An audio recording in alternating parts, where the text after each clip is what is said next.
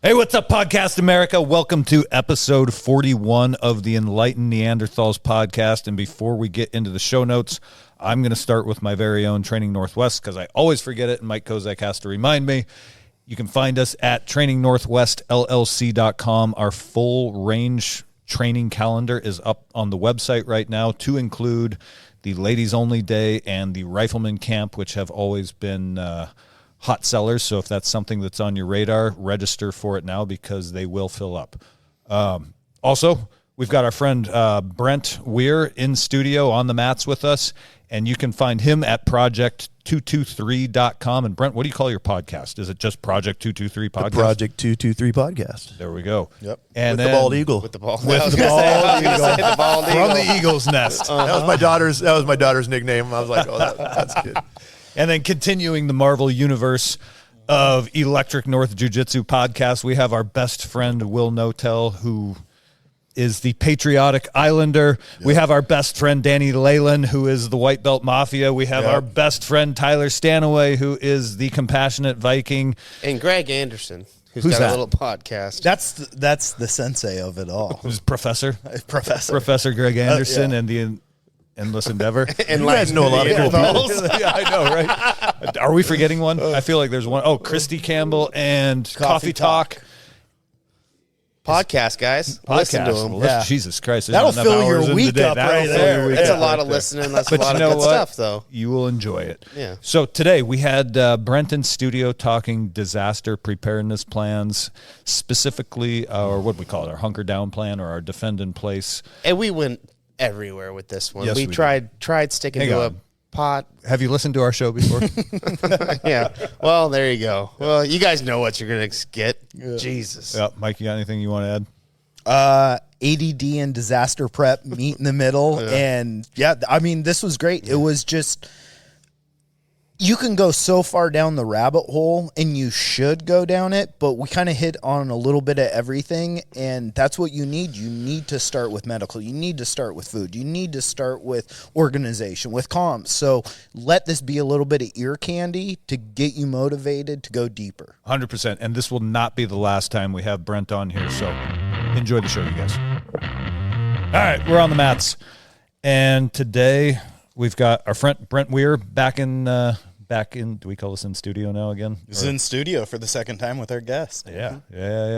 And the reason I personally wanted to get Brent in here today is a little bit of selfish reasons, because I've just bought my new place up north. I'm going to be moving in exactly 1 month.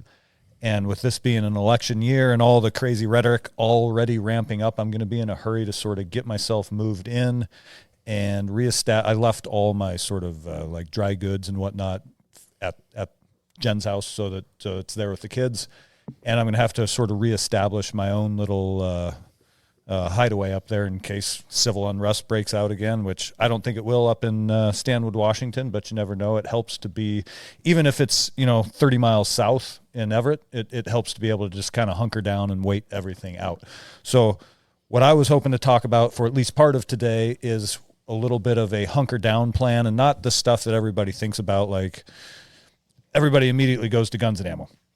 But I want to talk about beyond first aid, medical supplies, things like antiseptic and antibiotics, little more like extended care type things. We can do some water treatment, some rations. And I don't know if I'm guessing you guys also have some questions you want to ask them. It doesn't necessarily need to be the in-home, sort of hunker down plan. It can be, we've got the expert in here. We might as well ask him all the questions we can think of. Our guru.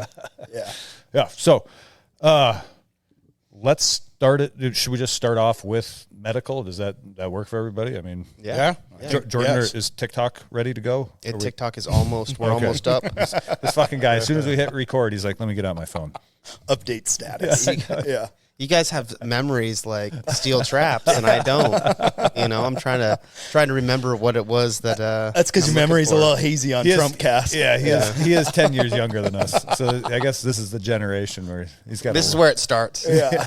After me, it's all downhill. Sorry, boys. Oh man. Okay, so right off the bat, and not immediate, first responder, first aid. Do you have like baseline supplies that you recommend that people keep in their house? medical stuff. Yeah. Oh yeah. Yeah. There's lots of different stuff out there. There's tons of people, like some people watch Bear Independent. He has his Refuge Medical. He does all kinds of kits and stuff.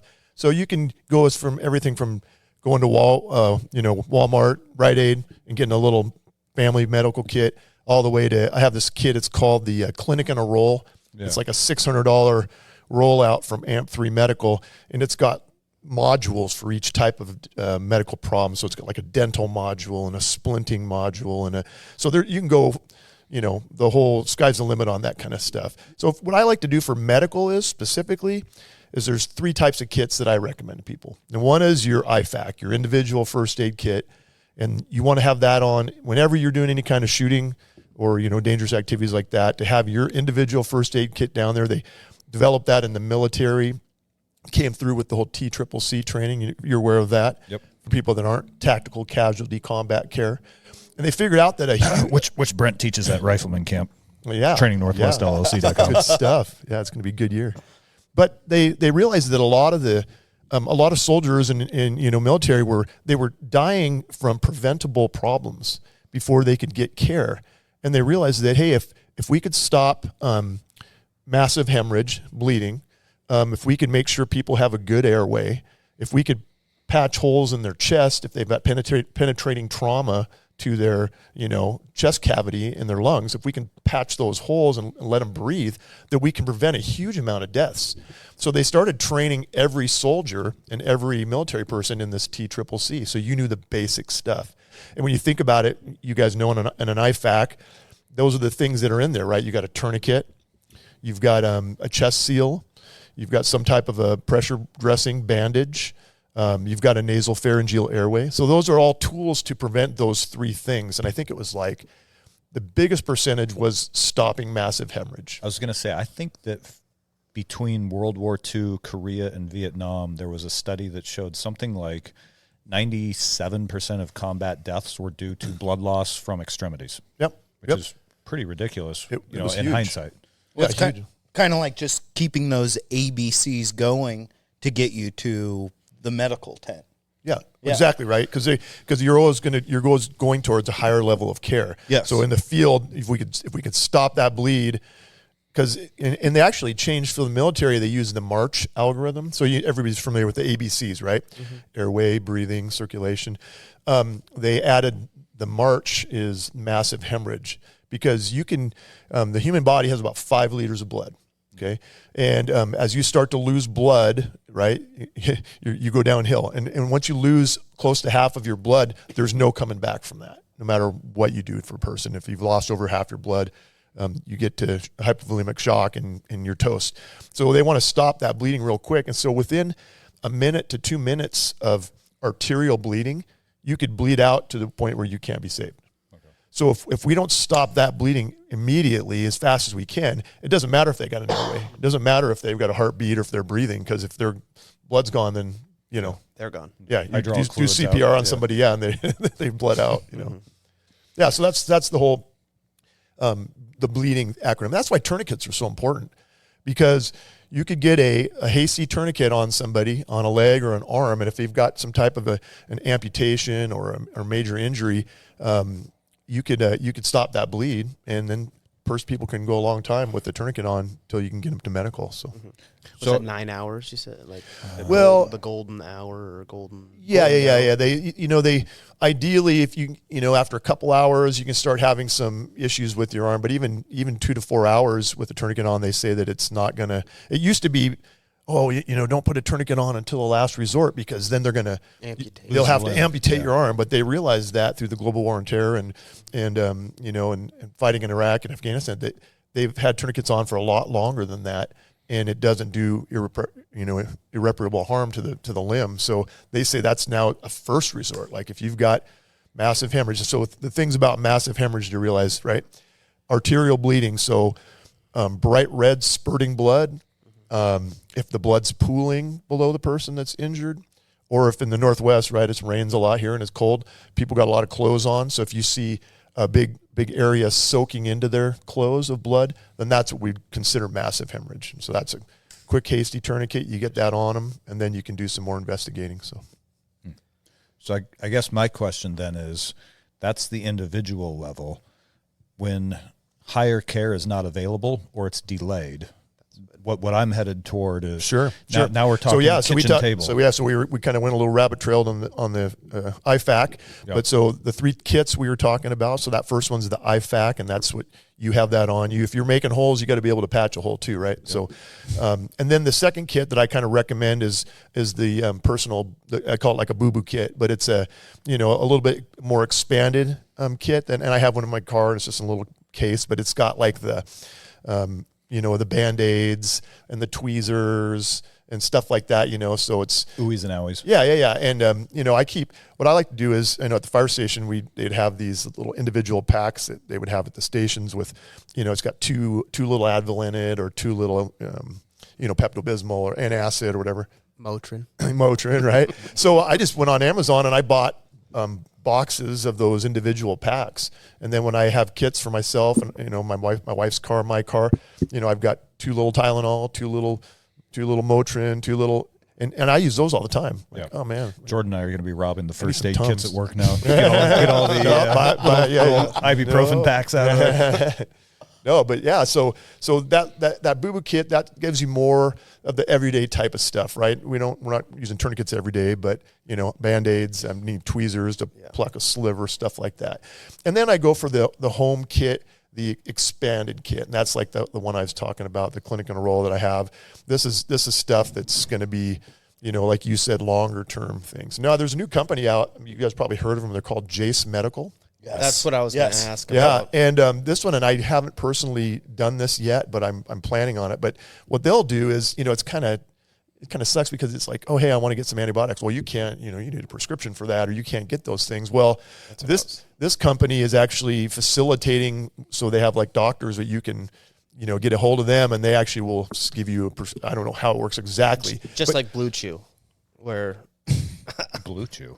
Oh, boner pills. Boner pills. Online. Oh, from Viagra. Yeah, nice. Certified doctors, guys. Yeah, but no, but they have somehow they're able to get you these prescription meds into your possession, so you can build up a little more of a. I know they have like ivermectin, antibiotics, all kinds of different. Is this straight out of China? So it's a good company. I was just looking into this like 3 days ago, and.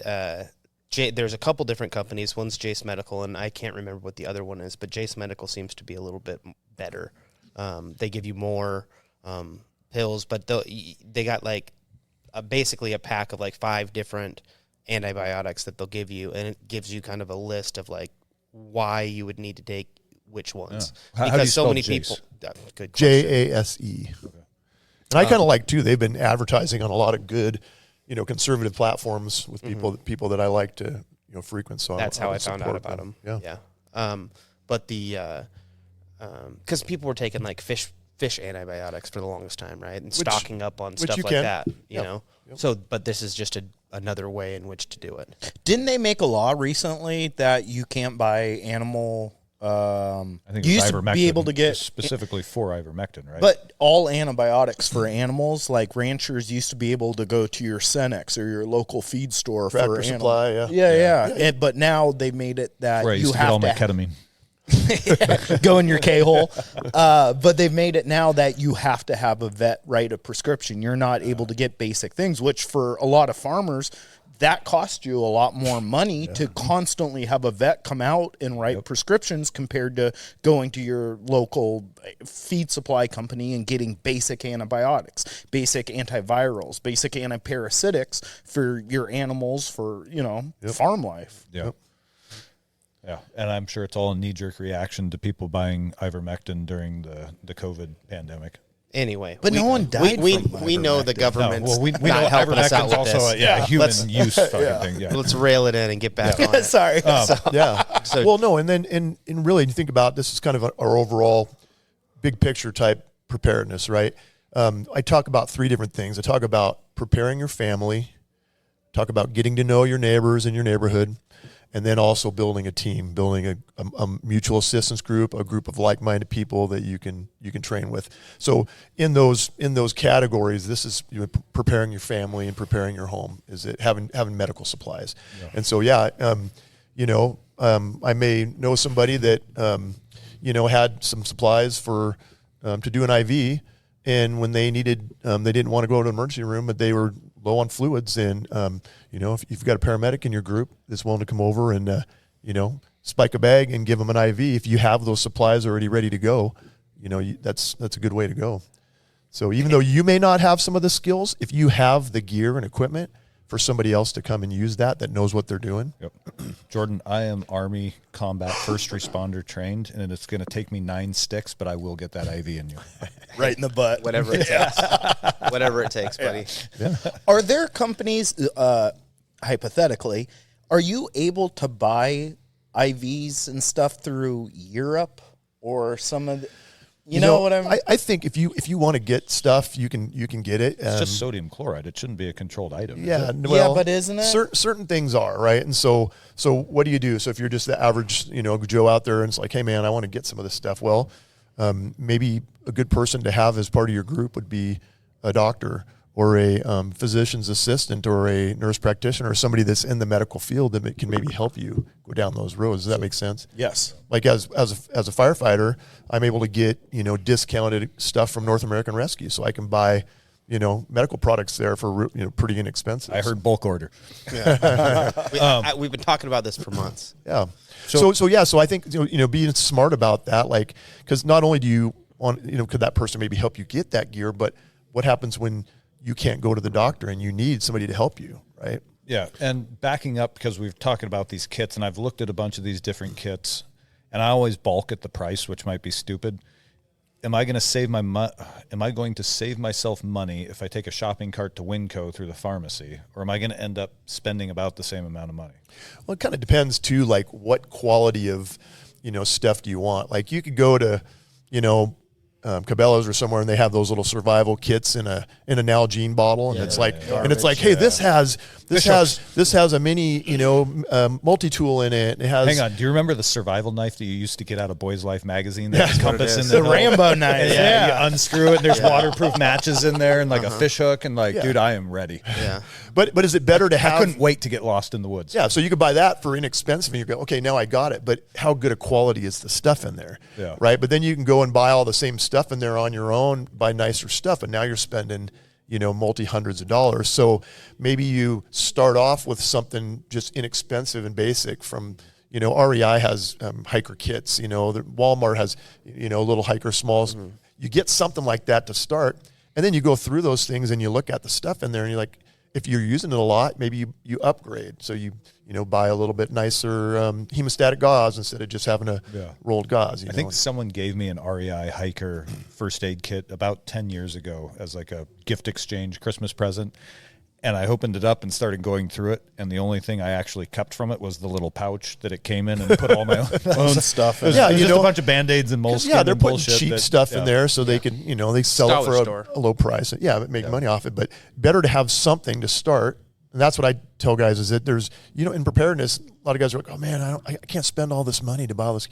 You don't have to spend a lot of money. We just did a class and we talked about building your go bag, right? Your bug out bag, 3 days, 72-hour bag.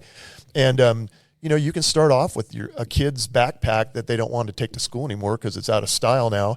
And then you can just start stocking that with stuff you already have in your home, and you can have a go bag ready to go. Yeah. For inexpensive. You don't have to buy all the Gucci stuff right off the bat. You'd be amazed how much nice shit people give to Goodwill. Yeah, Goodwill is I have a couple nice North Face day packs that I paid like $8 for. Yeah.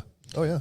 There's different levels. For medical bags or the contents you're putting inside of them, do you have you were nice enough to bring us information and pamphlets. Is there an NFPA or a FEMA guideline or anything you recommend for stocking your own medical supplies that you could recommend to the listeners? There's all kinds of stuff out there. If you Google first aid kit, there's a ton of stuff. This is a book that I would recommend to people. It's called The Ultimate Survival Medicine Guide by Joe Alton and Amy Alton. I think they go by Dr. Bones and Nurse Amy. But this is a great guide that goes through a whole bunch of stuff, exactly like you're saying, that if things go south and you don't have a hospital or a clinic to go to, how can you help yourself out? But even right in here, there's a list of, stuff you should have in your kit, right? Perfect. I'm sorry. Do you listen to Prepping 2.0? Yeah, I've actually been on their podcast. Is that do they mention them? Were they so. on them, Yeah, Dr. yeah. J? I'm sure they have been. They've been all over the place. Okay. Yeah, they're great. They're good people, and they have a website and stuff. But Okay. but this book's really good. But even in this book, right here it goes. It has a page here. It says IFAC or personal carry kit.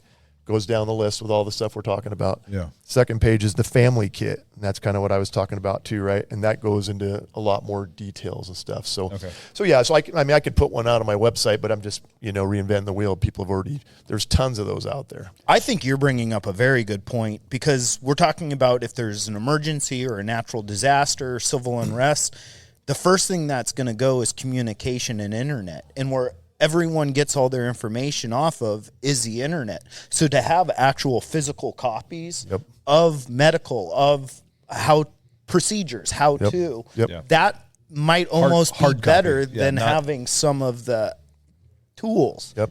I have in the group preparedness plan that I'm working on. I'm going to be publishing this book, and our all the different categories. Medical is one of the categories, and in one of, I think it's like our tier 2 level, it says acquire medical guides and books, right? So I mean, shoot, you can probably go to your fire department and they and ask them for an EMT book, and they probably have 10 of them. I know we do, sitting right there in a bookshelf that people, they go to EMT school and they get done and they put on the shelf, and then they have to buy the next revision for the next time. So you know what's frustrating is I spent probably 4 phone calls with Everett Community College trying to get myself enrolled, not for credit, in their EMT course.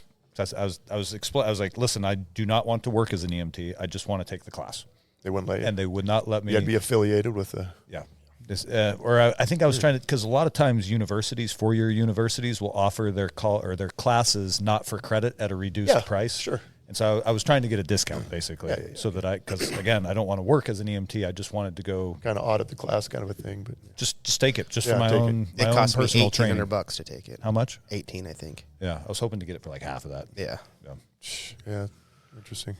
But there's places you can get, like say Goodwill is one too. A lot of Value Village, they have books, and their books are really inexpensive. You go in there and find a reference book, but any kind of reference book.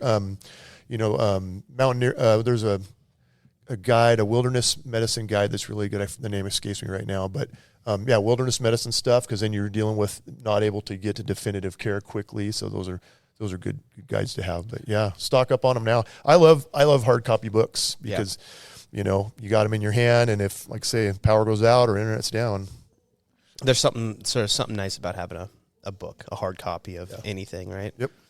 So with all the medical equipment for that, say there is a situation where you don't have secondary care, and like you said, you're on the kitchen table dealing with stuff. Yeah.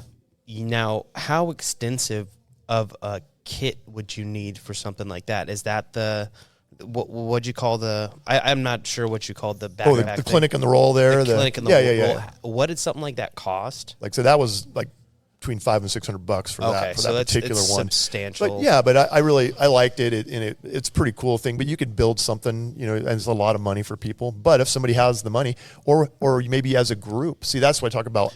Having a group, having a team, because this is Washington State. You can go to a Walgreens, take anything you want. Exactly. But having a group of people, and then trying to recruit paramedics, EMTs, nurses. We need some medical doctors to start training at Electric North Jiu-Jitsu, please. Yeah.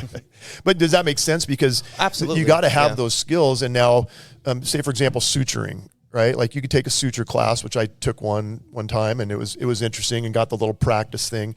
But that's a skill that you kind of got to keep practicing at it. Yeah. Or you can buy super glue and steri strips, butterfly bandages. Yeah. You can have those, or they actually have staplers as well that you can use to close a wound. How's JB Weld work on? Super glue and butterfly. 4 dogs I like to cut open.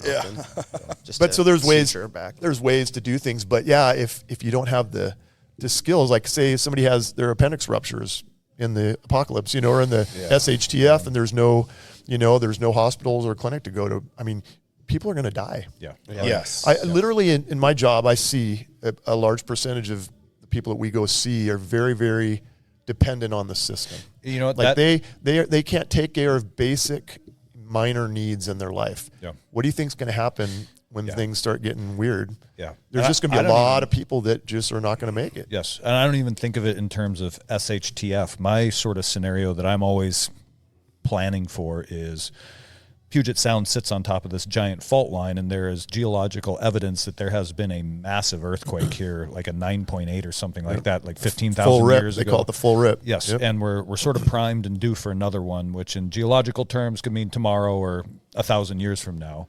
But let's say we do get that 9.8 megaquake. The roads, the overpasses, the water mains, the gas mains, all the infrastructure is going to be totaled. So all your emergency response, A, they're going to be wanting to go home and take care of their own wife and kids.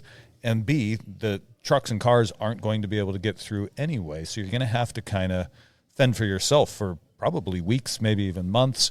And Brent brings up a really good point, which is that, again, taking care of your own health and fitness as like a prophylactic is extremely important. Not wait until, oh shit, we're in trouble. I guess we better start losing weight and lift, you know what I mean? It's too late at that point. It takes years and years and years to get yourself strong and resilient, especially, you know, for those of us who are in later life. Fuck you, Jordan. And My knees feel it's true. Yeah. feel as old as all of you. Well, no, and the guys I know that I really respect. One friend of mine, he was in the SEAL teams for 28 years, and is a great guy, and he knows all the high tech training stuff. And what he says the most important thing you can do is be physically fit. The primary weapon system, the Mark I Mod Zero human body. Exactly, and if you're not healthy, if you can't, it's hard to take care of yourself. You got to be able to move. You got to be agile.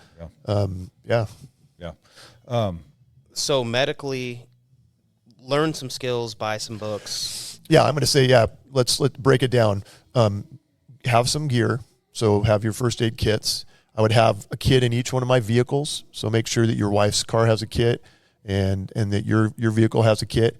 Make sure you have some good, and then start building up your stockpile at your home for extra stuff. So, bandages and like talked about the different medications. If you're on prescription meds and you depend on those, start squirreling you them should away. start. And what I would do is I'd go to my doctor and I'd say, hey, On vacation. I want to be prepared for disasters or emergencies, and I'm a little worried that if I can't come and get my, would you mind writing me a little, an extra amount, and then maybe you get renewed every 2 months, or maybe you go in at 6 weeks and you say, hey, and try to get it a little early and try to get them start stocking that up on your own and building yourself a little buffer. I'm already over here lying to him.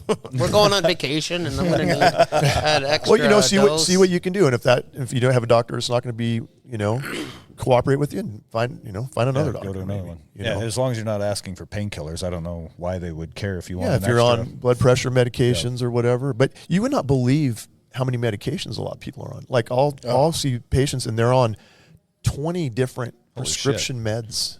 Whoa. And I'm like, how do you know how those are all interacting with each other? I see these people and I'm like, man.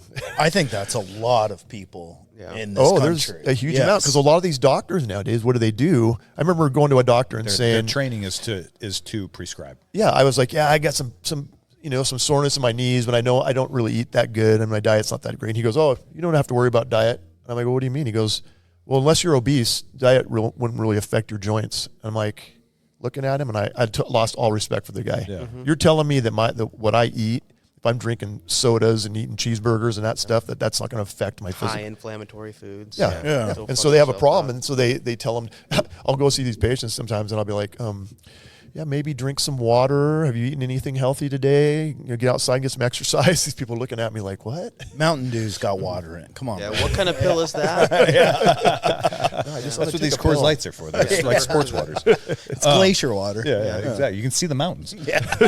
They're blue. They're blue. Yeah. Nice. So I got a question, because in all our IFACs, this does not come in the civilian IFACs that I'm aware of. I might be wrong. We used to have what we called a Z-Pack, which was like a global antibiotic. They called it like a global killer antibiotic, Sure. so that if someone was shot, you would immediately, once you stopped bleeding an airway, one of the last things you did before we medevac them was give them that Z-Pack to fight any infection. Antibiotics, right? Yeah. Isn't it zinc and erythromycin? I think it was in called it? Cipro, maybe. Cipro? Does that sound Yeah, right? that's a tough one. Yeah, that's a So my question Tough then one is, to get, or tough, well, like it's not heavy duty. it's hard on your body, but it's one that will kill. well, it kills everything, including it's the tough. good Your bacteria gut in your biome. gut. So that Yeah. my Yeah. question then was, should you also have probiotics Yeah, on some hand? kombucha. So that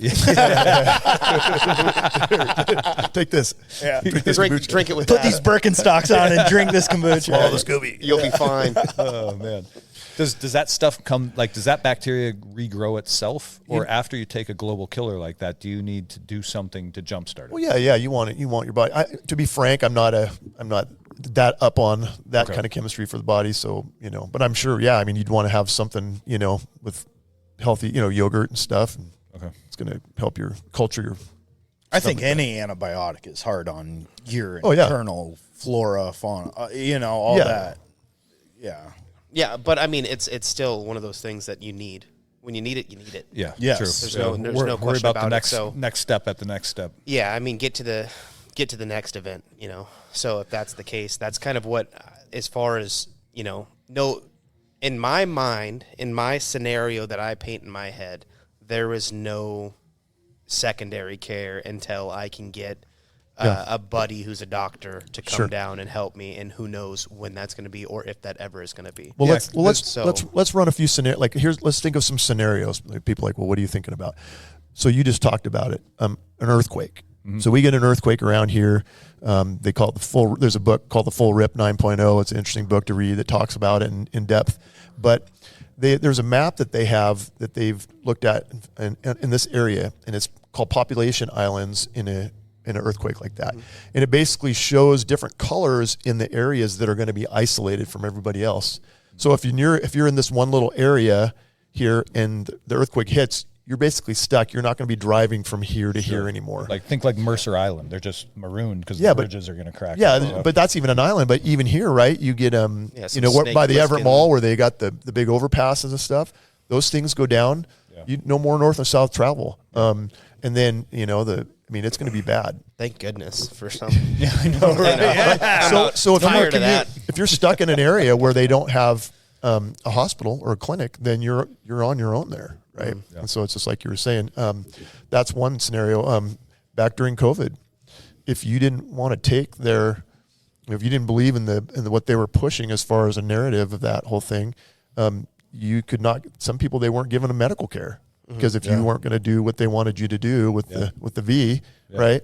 Then they would say, well, then you're being irresponsible, and we're going to deny you care. I mean, something like that could happen. I had a lot of friends or a few friends that had to deal with that when they had their babies.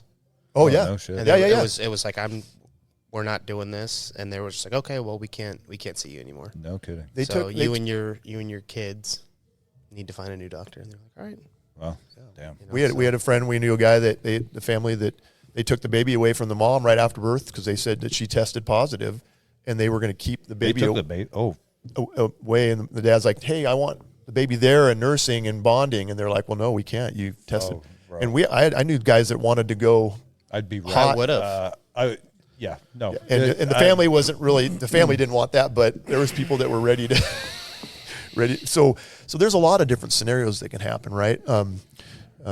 Even just civil unrest. Like what if you're trying to drive to the freeway to the hospital and they're rioting, Some and protest. supporting Gaza, and they're rioting and shutting down the freeway. Who knows what's going to happen. Cattle guard. Yeah. Killdozer. 4 miles an hour, take you down.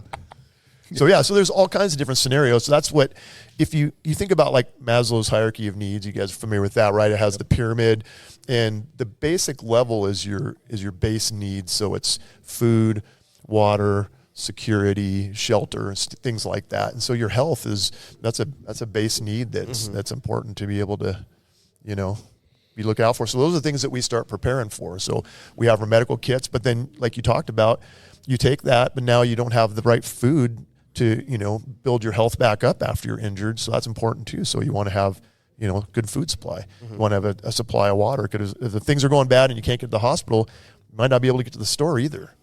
Right. Yeah. So So, Well, I mean, even I if you guess- can get to the store, it's going to be empty quickly. the shelves are empty. Yeah, exactly. But that also goes to, like, if you're going to stockpile medical gear, there's other things that you're going to need in situations.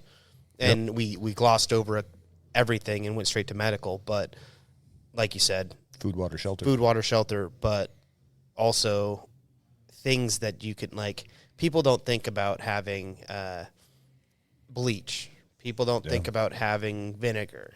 People don't think about having, like, things that are very cheap that you don't necessarily look at as food, but can be there to process things. Yeah, so we're back to, like, antiseptics, which that's one of the things I wanted to talk about, because like, again, I see that if there were a big infrastructure failure, like a big earthquake, and especially if the electrical grid went down, people don't associate their toilet with the electrical grid. Tobin's always worried but about always the poop. I'm always worried about the poop, man.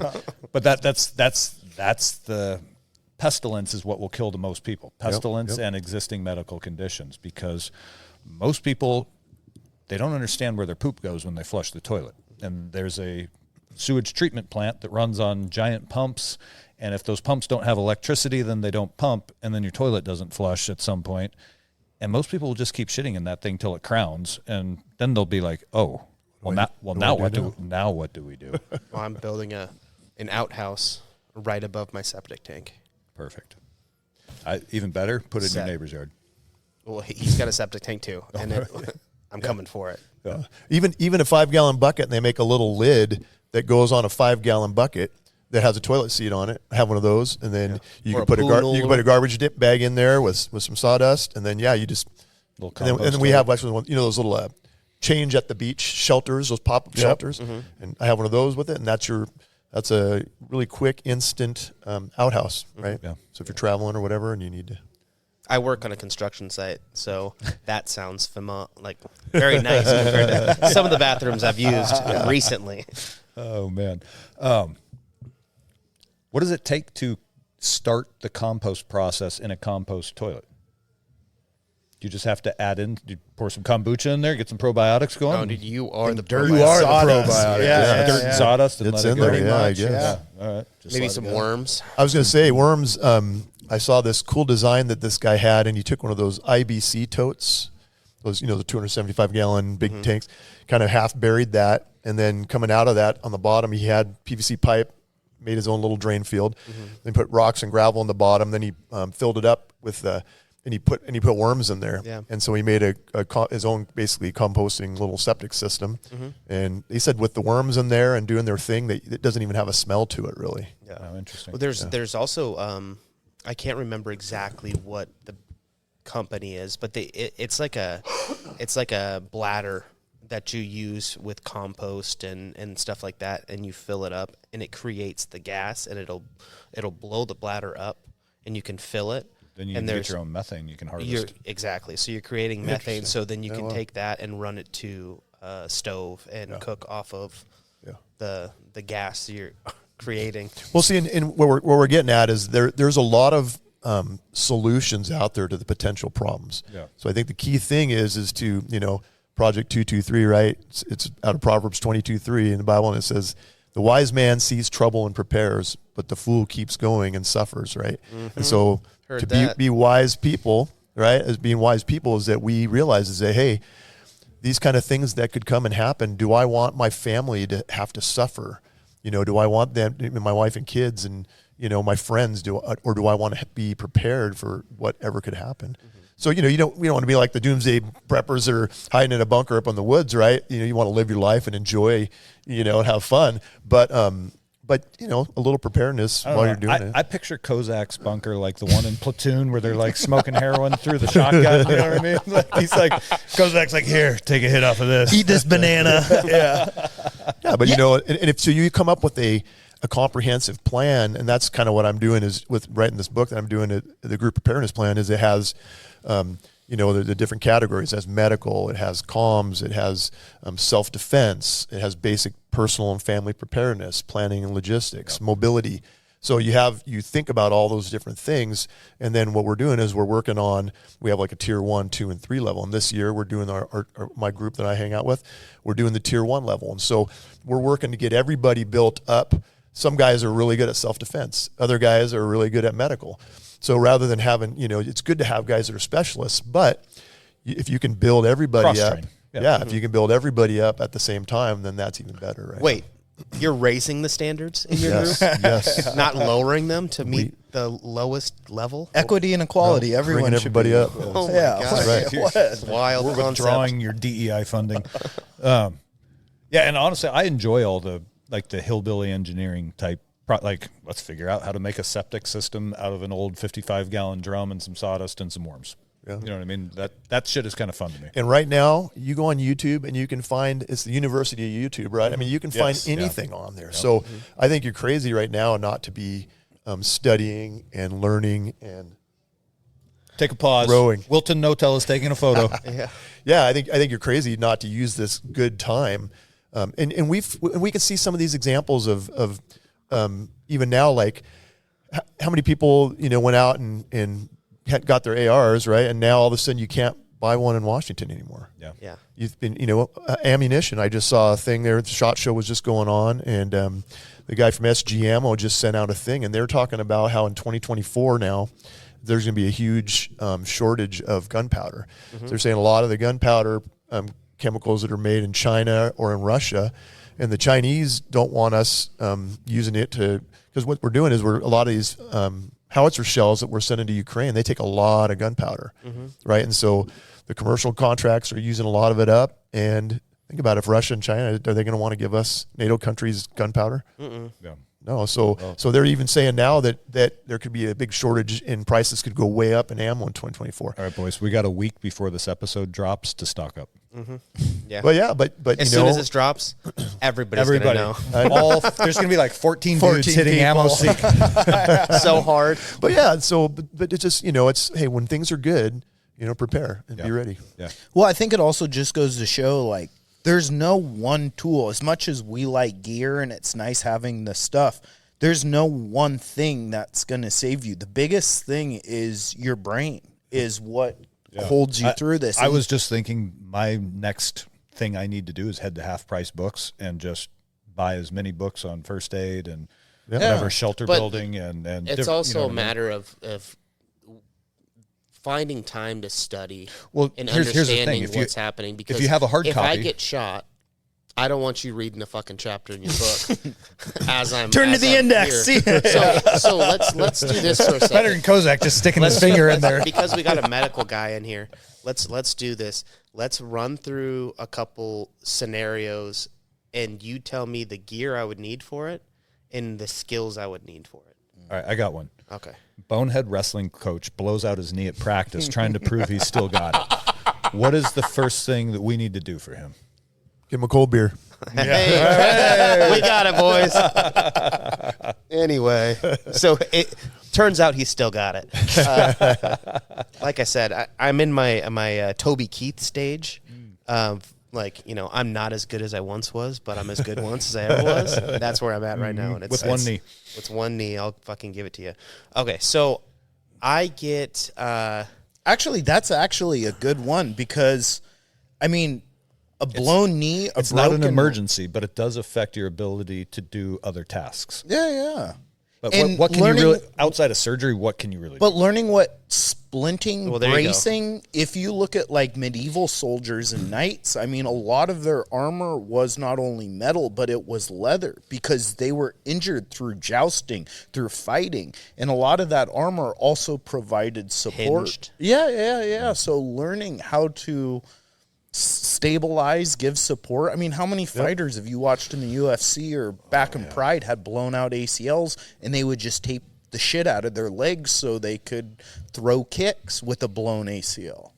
Yeah, coming up in our June medical class, we'll be doing Training Northwest. We're going to talk about splinting. And so, splinting's one thing. You can buy the SAM splints. They're a great product. Yeah. So you could have commercially made ones, but then you also need to learn skills to make improvised splints. So we do that all the time at the fire department. We'll use a pillow to splint somebody's foot or some cardboard. Yeah, there's all kinds of things. So tool equipment's important, but also having the skills and the knowledge, like you're saying, that's important. It's a mix. Knowledge and duct tape. I was just going to say, athletic Crescent tape is wrench. like my go-to Crescent because wrench. and the only way we used to learn this is we used to wrap our forearms in athletic tape in high school football because then when we would get it soaking wet in the sink, it would turn into almost a cast. Yeah. And then you could forearm check people, and it was like... Dirty bastards. Yes. Oh, yeah. But Those OMAC boys. Don't fuck around. I always take a roll of athletic tape with me everywhere I go because it is sort of like, again, it's very versatile for either making pressure dressings. Oh, athletic tape's great. Yeah. Yeah, or like a quick cast on like a, I guess not like a broken leg or whatever, on a but knee or on whatever. an arm. Or, yeah, you can put it on Ankle, your knee. whatever you need. But even so, like you can't learn every single skill. Yeah. I mean, you can learn a lot of skills, but you're not going to be, but that's why I go back to having a team or a group, right? Yeah. I think people are crazy if they don't have some type of mutual assistance group, some type of team, some type of squad of guys that you work with and train with and plan with, because you can't know everything, right? And so if you can build a group of people that are there for each other, like say the guys that I hang out with are awesome. Shout out to the guys, you know who you are. We'll have a guy, my daughter's car slid into a big giant ditch and she was stuck in a ditch, and I had like 8 people there within 20 minutes, and they're flagging traffic and we're winching her out with the guy's tow hook, and the sheriff kind of came up and looked at us, and we had a couple flares out, and he goes, "It doesn't look like you guys need any help." He goes, "Here's some more flares," handed me a box of flares. But, it was great. I mean, you have people that can be there for you, and having somebody, like say, somebody's a doctor, he might not be as, good at shooting or, tactical type stuff, or maybe he doesn't, teach a know monkey how to comms. shoot. Yeah, but he Medical is doesn't know far more. comms, but, he's going to be your med guy, and then you have an SME in your group that's the comms guy, and they teach and train people, so. But so just to rewind a second, if you have all the hard copy books, it doesn't cover an emergency, but at least if you need again, absolutely. build a compost Reference. toilet or make a you shelter want, or whatever reference. you You want want material to Have be them able on- to learn. have them on the shelf. And like you said, you're not going to be able to. You're not going to know every aspect of everything. But it's what, since he's here, I'd like to kind of go over a couple things. Like say I get stabbed. Okay. I fall off of a ladder and I land on something and I stab myself with whatever's below me that's sharp. That also brings up a good point, which is just being fucking careful. Like, we take a lot of unnecessary risks that we don't really think about. I think most people are so used to the idea that they can grab their phone, call 911, and help is on the way. You really, like, when we were out hunting way out there in North Cascades where we were, it kind of, Nathan took a spill, and he dinged himself up a little bit, and I was like, oh, shit. It's one of those things I don't really think about. Like, you got to be really careful about just little, like, you fall down with a 70-pound moving with purpose backpack on, you might be in for a long 2 days of getting your ass out of the mountains. So again, if emergency services are limited, just basic, like, maybe you shouldn't be on a ladder. Yeah. You know what I mean? Or you have it tied off or somebody holding it for you, right? Yeah. Safety or you're first. tied off, right? Yeah. Think OSHA and then do know, the right? task. But I mean, those situations come up. You don't. I mean, because how many times have we cut ourselves? Yep. And say again, we're in an emergency. We cut ourselves and we just go, it's a little cut. Don't worry about it. But we're out in the woods or we're away from running water. I only have the earthquake hit. I cut myself and now I have to only the water around me and I'm not worried about it because it's small. Yeah. Now that gets infected. Now I end up getting, a whole slew of issues that I didn't, because like you said, I'm not taking the time to be safe and go, okay, there's a little cut here. Let's tape it up. Let's get it. I mean, same with, like, all of a sudden this stuff happens and we're wearing boots that we haven't been wearing and now we get a blister on our foot, but we have to keep going. We don't really have time to take care of our feet or whatever, what have you. That gets infected, or that sore keeps growing and growing and growing. Then we end up in bad situations. Yeah, or it's people that normally never use chainsaws and now they're trying to cut firewood because there's no electricity for heat, and they end up cutting themselves, and they don't have a pair of chaps because they didn't really think about that, Yeah. So those are all great points. But okay, so say I again. Yeah, I keep hijacking you. Sorry. I get. Okay, wait. I get punctured somehow with like a 3-inch something. 3 inches is way smaller than that, but 6 inches. Whatever. 6 inches. Yeah, Chandra's 3-inch. Anyway, so what happens? What do you do? So is the object in you? The object is in me. It is buried deep. Okay, at least 3 inches. Well, and a half. normally what we would do is we would not want to pull things pull Yeah, things out, we'll right? get If in. somebody has I'm an an expert at object that. impaled, okay, we'll wrap it up and stabilize it, and we'll get them to a higher level of care, right? Because if you go to pull something out and also now you got an arterial bleed or some heavy bleeding, well, that's going to be difficult to do. Okay. But in a situation like that where we're saying that there's no hospital, right? No clinic, that there was an earthquake, power's out, you can't get onto the freeway, you can't get out of your neighborhood area. Yeah. Okay? Well, it's going to be tough. You're going to end up having to pull it out, right? So you pull the item out, and then how's the bleeding? Heavy bleeding, little bleeding, trickle of blood. Minimal. So you didn't hit an artery. That's a good thing, right? So there might be some venous bleeding. But now what do you worry about? You even mentioned it earlier, infection. So then you're going to have to clean that thing out really well. And so what we do when we clean wounds, and we don't do a lot of that stuff because we wrap them up, send them to hospital. We got to Your packaging. we got a high level trauma center near us, and we're sending people to the hospital there in 5 minutes. But we'll just take like the eye wash solution, the sterile saline. Take some of that, spray it on a gauze pad, and just wipe it off. You can use that to irrigate a wound. So that's cheap and easy. Okay. Right? Are you opening up the wound a little bit? Well, yeah. I mean, that and then you got to get in there a little bit, right? Yeah. So if you see people that get like road rash from crashing their bike or whatever, and you got the gravel and stuff in there, you got to clean that out, and it's probably going to be painful. But depending on that wound you have, I mean, I'm probably going to milk it a little with getting the blood to come out. So allow it. The bleeding's good, right? Because it's flushing it out. So let a little of the blood come out and stuff, and then then try to do the best you can to irrigate it. So I'd use like the eye wash, or those little bottles are kind of nice. Yeah, you're not using just tap water. Well, I mean, you're going to use what you need to use. I would use something as sterile as I could first.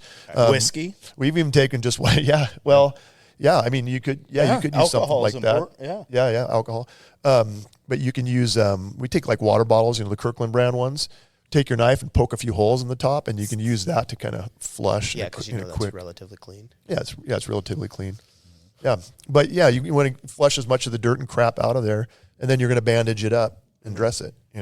Now, is there injuries that you might not see because of bleeding that could cause like some sort of internal bleeding? Is that punctured like your intestine or something? Is there a way? If you get internal bleeding, right? So how do you know if somebody has internal bleeding? You can't see it. In that area where the wound was. Say if it's blunt trauma. So say you fell off the ladder and you landed on a retaining wall, on your side, and you're going to see bruising. You're going to feel a mass in there because as it's bleeding on the inside, it's going to start to harden up a little bit. So you'll feel it, but there's not much you can do besides surgery with internal bleeding like that. Okay.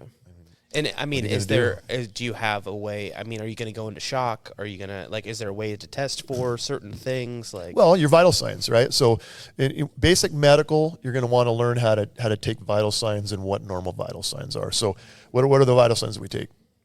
Pulse, right? So knowing where to take a pulse. So knowing that if I have a radial pulse, so I feel my wrist and I know where that's at, knowing if I can feel that their systolic blood pressure is at least 80.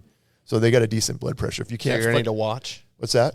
So you're going to need a watch. Well, yeah. Well, oh no. Well, yeah. Well, you could use a watch, or you could just kind of count. I can feel. Think about this. If I feel my pulse and it's about 1 a second, what's my approximate pulse? 60. 60, right? Yeah. If it's if it's 2 a second, 120 or somewhere between there. So I don't need to know the exact number. I need to know somewhere close, right? So what's the normal range of a pulse for somebody? Athletes in 50, 60, maybe into the 70s. If their pulse is over 100, then their pulse rate's up. So there's something weird going on, right? So knowing normal vital signs, how to take them, and then what they mean is important. Blood pressure, right?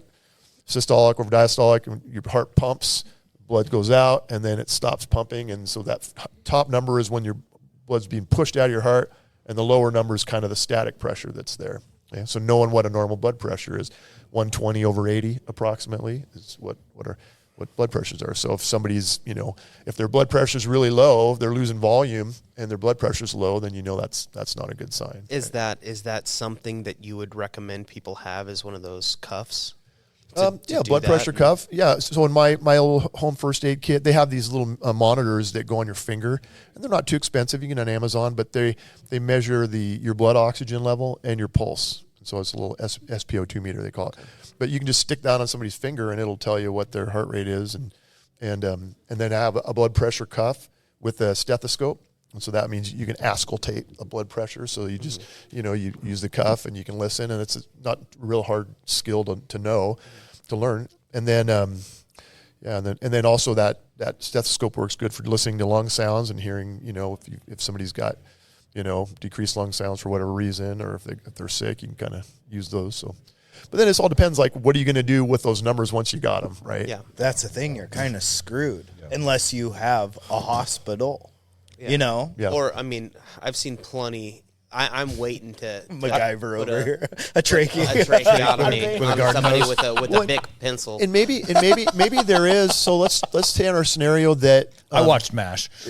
that it's not a full, like, you're not fully stuck there. It's not a full collapse situation, but yet it's really dangerous to go to the hospital. Like, there is a clinic, but the roads, there's been It's like Mad Max sniper Fury Road to attacks get or there, something like that, or there's the rule of law started breaking down, and there's gangs that are out, carjacking, all over the place. So people don't want to travel.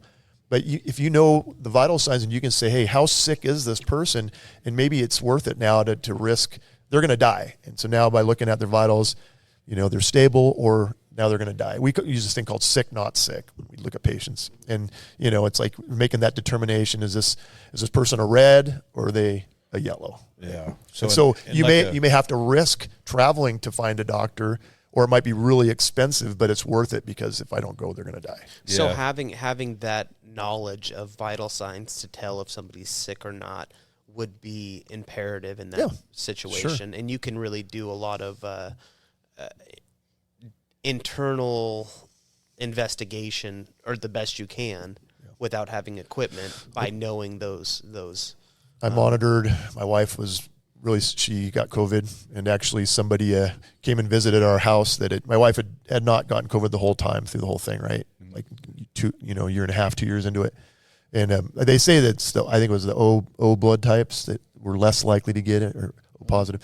And she's got some tough German genes in her, but some people came over to stay with us that had just gotten boosted. It's okay to talk about this stuff. Yeah, well, They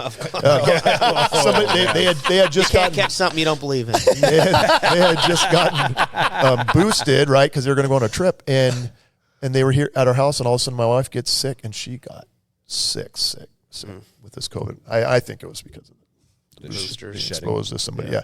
Anyways, and I didn't want to she didn't want to go to the hospital at the time. The big thing was if we're just going to put you on a respirator. Mm-hmm. Yeah. And it's like, she didn't want to go on a respirator. No. And so I was monitoring her vitals, and I was literally, every hour writing down vitals and watching her blood oxygen. And she was, I wasn't keeping her from medical. I mean, we were on the same page. She's like, do I need to go? And I'm like, I think you're okay. But we got right there to where it was like, it was tough. But by knowing how to monitor those vitals and what the appropriate levels are, I was able to take care of her, and she got better. Mm-hmm. We didn't have to go in. So, so one of those, what do they call that? Pulse oximeter. Pulse oximeter. Yeah, it's talking about how much oxygen your body is getting into your blood. Mm-hmm. So if you're at 100%, that means that your blood has as much oxygen as you can get in it. And those are like $19 on Amazon. Oh, did you look one up? No, I'm just saying. Yeah, it might be a little. They're pretty cheap. Yeah, they're not that expensive. Yeah, they're pretty cheap. But but it's a nice tool to have. Yeah, so that, a stethoscope, BP cuff. I mean, you're not going to find that in a medical kit. No, right? depends so on those your are kit. things. Yeah, it depends. Yeah, but those, I mean, those really, are nice things to have, though. Yeah. So to just take your normal vitals. Yep. Just things to think about, because like I said, with a few things that aren't overly expensive, it costs more for the knowledge, I think, than it does for the actual stuff.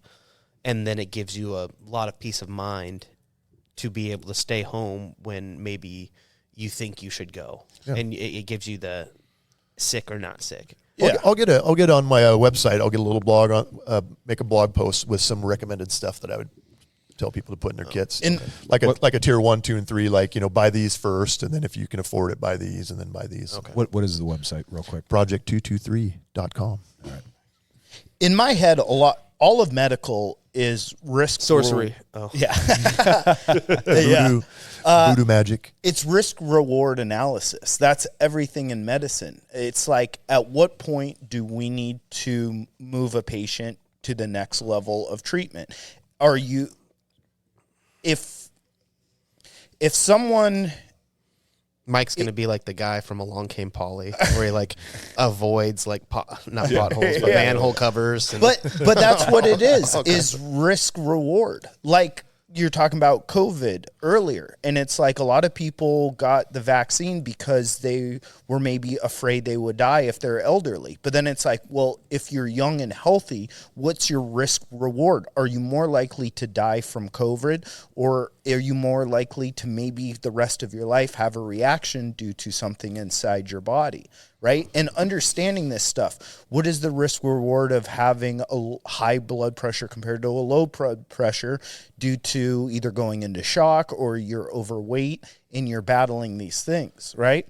So understanding where your body sits helps you determine what maybe is a correct course of action. When is it worth risking the situation of going to the hospital is dangerous because of roaming marauders, compared to, oh, I'm a little sick, my vitals seem okay, let's wait this out and see what happens. Well, and it's not cheap either, right? Medical care is not cheap these days. So you take an ambulance ride to the hospital, and it's $2,000 or $3,000, right? Yeah, Just I'm telling somebody, I'm like, it's like, you don't need to go in an ambulance to the hospital. I want an ambulance ride. I want to get in the back door and get in line first. I'm like, you're just, hospitals now, you're not getting in the door right away. Usually, you don't through an ambulance. So think about this: we're in good times right now, and our ambulance and our aid cars could sit there for 2-3 hours with the patient before they can even hand them off to the nurses. Damn. Yes, and they're triaging everything, right? Yeah. I mean, the person that comes in that's having the heart attack, they go to the front of the line. The person that comes in that's got a tummy ache, for 2 hours, and they're going to sit and wait until it's their turn, right? So they're always triaging stuff. Damn. But once again, it just goes back to your brain's the best thing. Like, you understanding where your body's sitting due to the knowledge you've learned, how to use these tools to take your vitals, understanding what real sickness is and minor sickness is. I mean, the more, and we said it earlier, it's hard to know everything, but the more I feel you kind of immerse yourself in these things and expose yourself, it leads to exposure of other things. Understanding that risk reward, risk mitigation, how sick is someone, what is the danger of this current situation I'm in. Yep. And then knowing, right, having skills, knowing how to do stuff, having the knowledge, and then having the gear that you need. You just keep going back to that, right? Okay. So that's the medical side of stuff. I mean, we could sit here and talk about it for the rest of the night. Yeah. I was actually going to suggest that we take a pee break and then get into ham radio. Or do you have something else you want to? No, we can do that. I mean, these guys' bladders these days are so small. But we'll be right back. They're serving Jell-O out at the cafeteria. Oh, perfect. All right, we're on pee. All right, we're back, and we were talking about getting into ham radio here right before the break, but then talking at the break, the concept of an area study came up, which is also very interesting. So let's, Brent, you want to kind of talk us through that a little bit for a minute? Sure. Well, yeah, so, you think about all the different scenarios, and I don't know, I like reading preparedness fiction, like love it, post-apocalyptic disaster thrillers. I was just going to say nothing better than a disaster movie. No, and whether you're watching the movies or books, some of the good ones, if you don't mind, I'll plug a few of them. But like the 299 Days book series, Glenn Tate's good. That's a great series to read. Matt Bracken is awesome, and he's got the Enemies Foreign and Domestic series, and he's got a bunch of other books. He's a great author, good one I like. 1 Second After by William Fortune. All of those books. 1 second, 1 year, 5 years, and the final stand. Those are all really There's good. a series, and then this new one that just came out. It's called the Black Autumn book series, and it's like I think 10 books, and they actually have a mini series that's coming out. There's going to be a movie and then a mini series. It's called Homestead. And it's Angel Studios is doing it. So and it's a movie based on the books. But the reason why I like those is because they give you these scenarios, and a lot of these authors are so creative, right? but they paint these pictures that you would never think of, right? And you've heard of the term normalcy bias, Yes. right? And that's the bias that people have, that, you know, the way things have been the day before and the day before is the way they're going to be tomorrow. Meat comes from a grocery store. Yeah. I can go to the store. I want to get some food. I can't even decide where to go eat. And there's 10 restaurants, and I'm like, I don't know. What do I want? Right. And you can't decide. I flip the electrical switch on my lights. Come on. I open the tap and the water comes on. But what happens when that doesn't happen? Right. And Flush the toilet and the poop goes away. so that's normalcy bias. But so then you think about all these different scenarios, and so part of our preparedness plan is doing an area study. And so an area study basically is you go through and study your area, right? You start talking about, okay, where are the medical facilities, right? I always go to the Everett Clinic, but is there somewhere else that has medical supplies? Like if I wasn't able to get there, you know, some strip malls have these little, you know, medical clinics. Have you seen those before? Yeah. Where they're just a little walk-in thing. Yep. So if you knew, like in my area, where are all the different places where they have medical supplies and medical people that are there? Water. Where does my water come from? I don't know. Faucet. Okay. Yeah. Where does it come from before there, right? If you're in the city of Everett, it comes from Spada Lake, goes down, you go by the trestle, you drive over the trestle and you see those giant pipes. Well, those are the water pipes coming down from Spada Lake. Is that public information? Like, can you just look up, like, where does Snohomish County PUD get? On the map, it says, you know, Everett Water District owns everything around Spada. Okay. Or, you know. Yeah, but I mean, you have to do a little. But see, that's the thing, is you need to do a little research. A lot of people don't know, right? Maybe somebody lives on a well. Well, guess what? When the power goes out, which I've never lived on a well before moving up bastards. here, and all of a sudden I'm like, whoa, power goes out and we don't have any water. Yeah, I better set up a generator system where it's easy to hook the generator up so that I can power my well pump. Or maybe I have two ways to do it. Maybe I have electrical generators, and then maybe I also have a backup manual pump that you can put on the well, right? And we talked about this before, I think, is that I have what we call a PACE plan, right? PACE plan stands for primary, alternate, contingency, and emergency. And it originally was kind of developed for the military for comms plans. But I like to apply that to a lot of different areas in preparedness. So for your water, what's your primary source for your water, right? Faucet. Yeah, it's going to be turning on your faucet, right? What if that doesn't work? What's your alternate? Berkey filter filled up from the lake. Okay. And then contingency, emergency, I'm killing my neighbors and taking theirs.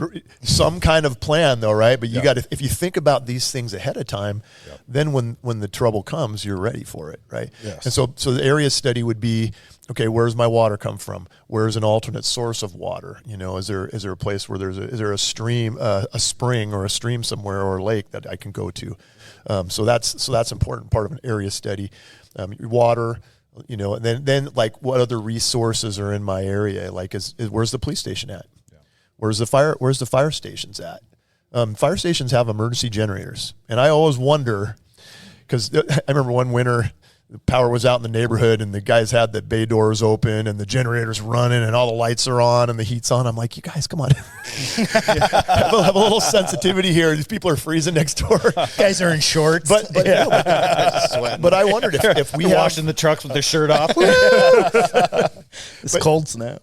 But if the power's out for a long period of time, well, that, you know, fire departments are set up to be, you know, self-sufficient. So I wouldn't doubt that there'd be people showing up at the door, knocking on the door like, hey, I don't have any heat, I don't have any power. So that's what an area study is it's going through, figuring out where the resources are. And there's books out there. Sam Culper, his real name's Mike Shelby, but he's put out a bunch of books on that. And what's his company? I think it's called Gray Zone something or other, but Mike Shelby is the guy's name, and he's put out books at various cities. There's another guy who's got he was like a SEER school trainer. I can't remember the name of his book for the life of me. Something Michael, I thought. Does that? Whatever, doesn't matter. What he talks about is the secondary areas, right, where you can't stay home. And, you know, say you got pushed out, civil whatever have you, right? To look at Airbnbs that are owned by corporations. So you can look at nobody's going to be there. You know nobody's going to be there. It's somebody who owns 12 of them. Yep. They can't be at all of them. And see, I hadn't thought about that, but that's a great point in your area study. You just go on Airbnb or VRBO and like look up all the vacation rentals in your neck of the woods, and you get guys that are working their way towards your house and want to stay. I know I have an Airbnb just adjacent to my property. So yeah, so you can look at that and then look at that point you're doing a little bit less of a area study for people, but more of land and what the land has for water, springs, all kinds of resources. Yeah. So there's. Yep. And then I would have maps printed of your location. Like I think it's My Topo is where I got that one, but I was able to put my house location in the center of a giant topographic map. And then I also had one made in the photographic. So it's like, Google Maps, but in photo mode. Right, satellite mode. Yep, mytopo.org. Yeah. So you can get those made. I have those on my wall, and if as I do research and stuff, I know where certain things are and have a plan. Right. Yeah,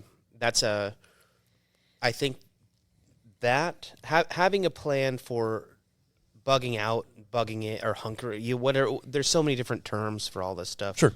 But what do you think as far as what would be a scenario that you would feel you'd need to leave your home? Because obviously, I think the best scenario. I'm sorry. No, I was going to say think like the earthquake, right? What if your home collapses in the earthquake? Yeah, my home was built in 1970. It ain't gonna collapse. Well, you look here in the handout I gave you, right? But we're talking about family disaster plan, and so to have one, and so what we talk about with our guys is that there's 3 different kind of scenarios you could want to look at. The one is sheltering in place during some kind of a large scale disaster. And then the second one's going to be you need to evacuate your home. And so this would be like, say, a house fire or flooding or a tree through your roof in a major storm. Okay, so your neighborhood's safe, but you can't be in your house anymore. And then the last one would be you got to leave the region. So think about what are some things where you'd want to have to stay shelter in place, large scale disasters, right? So winter storms, civil unrest, breakdown of the rule of law, cyber attacks, terrorists, pandemic, earthquake, right? Those are all things that could cause problems throughout your region, but you're just going to stay home in your home, right? And so then when it comes to the abandon your home, that would be a situation like we talked about: tree through the house, a fire, flooding from burst pipes. I don't know if you guys saw here recently when we had our major freeze.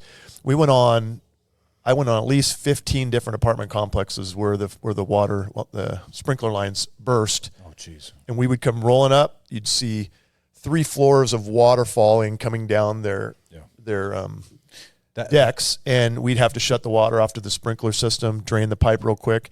And I'm looking at these families, and their home is just completely flooded. Soaked. Yeah. And I'm like, I'm sorry, there's nothing else I can do for you. And we're going to the next call, and it's doing the same thing. I mean, I probably was in at least 30 units where their whole house was flooded. And what the temperature was like 20 Oh yeah, degrees it's in or the something yeah, like that. yeah. Well, it's teens. starting to warm up, but so those are situations where you couldn't stay in your home, and people just say, "Oh, I'm not leaving no matter what." Well, there may be a time when you have to. Yeah. Okay, and then the last one would be having to leave the region. So these would be things like a nuclear device going off, wildfires, some type of hostile invasion by a outside United Nations force, and civil unrest. Right. So people say, "Well, I'm not leaving," but if a dirty bomb went off. Say, somebody sailed a sailboat in, to Puget Sound, and that was in one of that book, Black Autumn. These terrorists sailed a nuclear device across the Pacific, went right into Long Beach Harbor, and it blew up. And so that whole area was, contamination, and people were freaking out and hauling butt out of the area. Well, it was a nightmare what happened. Where we are, because we have the Cascade Mountains that sort of segregate us from the interior of the country. Yeah, there are very limited. What we have: North Cascades, Stevens Pass, I-90, White Pass, I-84. So there's only 5 options in Washington State to get east of the mountains, and imagine that crush of humanity. Traffic, gridlock, people running out of gas. Oh, yeah. So you're not getting there. Exactly. So then you got to start thinking about what kind of vehicle would I need to use the alternative routes over the mountains? There aren't any. No, there Well, are. There You're are talking quite a like few. logging roads or Logging roads. There's, two You guys were track, talking there's about all knowing kinds what's of around you. there's- Private hang on. airports. I've talked A private airport is the number one. or a boat. We have A one saltwater right boat. next I to know where a guy we who's are. got a saltwater boat. Yes, you do, my friend. And so, We know a unless you couple. think about this stuff ahead of time, right? Like you just said, if you think about the stuff ahead of time and you have that as part of your plan, then you're ahead of the game, right? Yeah. You don't want to be dependent on other things and other people. All right, so Kozak's got the boat, which means Jordan, we got to get to work on our plane. Well, yeah, exactly. There's an So airport right We down could there. we could land a bush plane right out here in the I've grass just at been, Electric I've just North. been flying the Oh my simulator God, for yeah. fucking weeks now. Microsoft go. Flight Simulator. Here I I'm go. ready to go.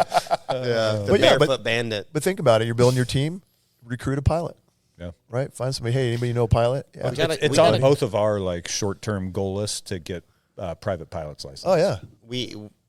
It's funny because this gym, we talk about it all the time, and the people we got a guy people for that we got the people that come into this place it's just absolutely unbelievable. So yeah, we got a guy for all that. We got a pilot.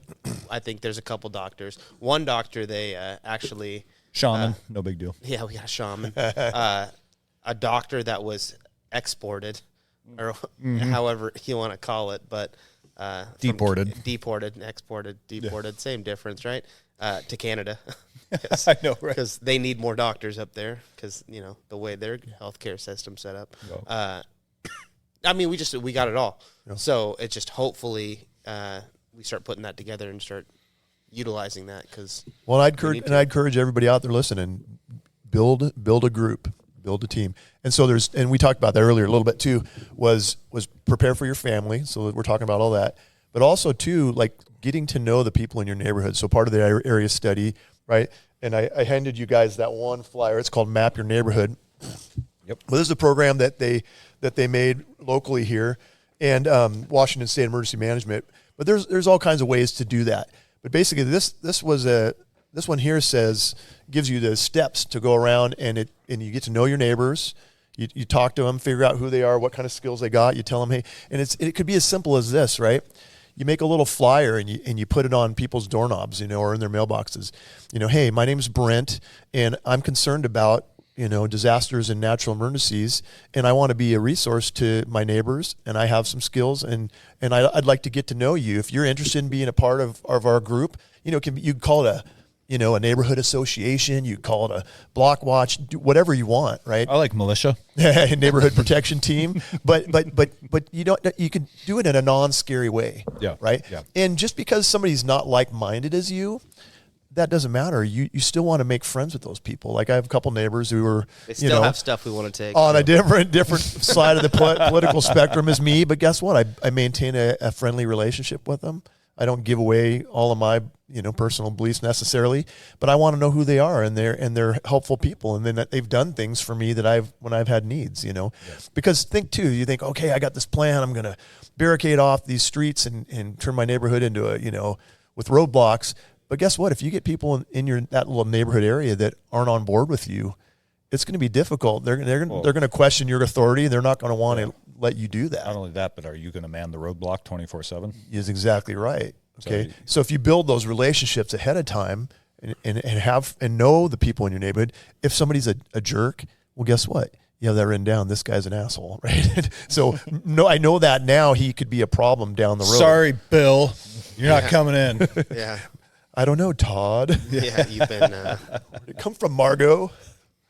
But yeah, so anyways, yeah. So the Map Your Neighborhood's a good program, but anything you could do to build up those relationships around your home. Block party.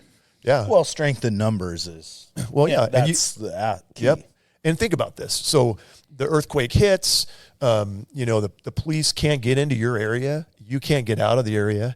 You've got all your food and your supplies and stuff, and you've got your generator, but nobody else does in your neighborhood. Yeah. Then they're And they start getting thin, and their house is dark and cold, and you're over there, you're staying nice and fat, and your lights are on, and they see smoke coming out of your chimney, and they're going to be like, hey, this guy's got stuff, right? Mm-hmm. Yeah. So you need to build those friendships and with them first, and hopefully encourage them. Hey, do this. are you prepared for disasters or emergencies? Oh, no. Hey, did you ever think about storing up some extra food?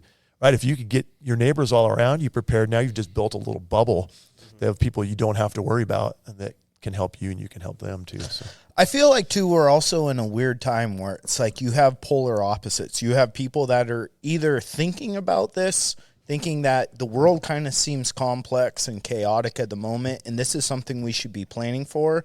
But then also in that same manner, it's also pushing people further away, saying that the system is what we all depend on and that you guys are the problem, right? And I think where you break those barriers down is really starting to know your neighbor. Yep. Just putting out that olive branch and just talking, being friendly, getting to know the person next to you and letting them know that you're a decent human being and that you're here for them.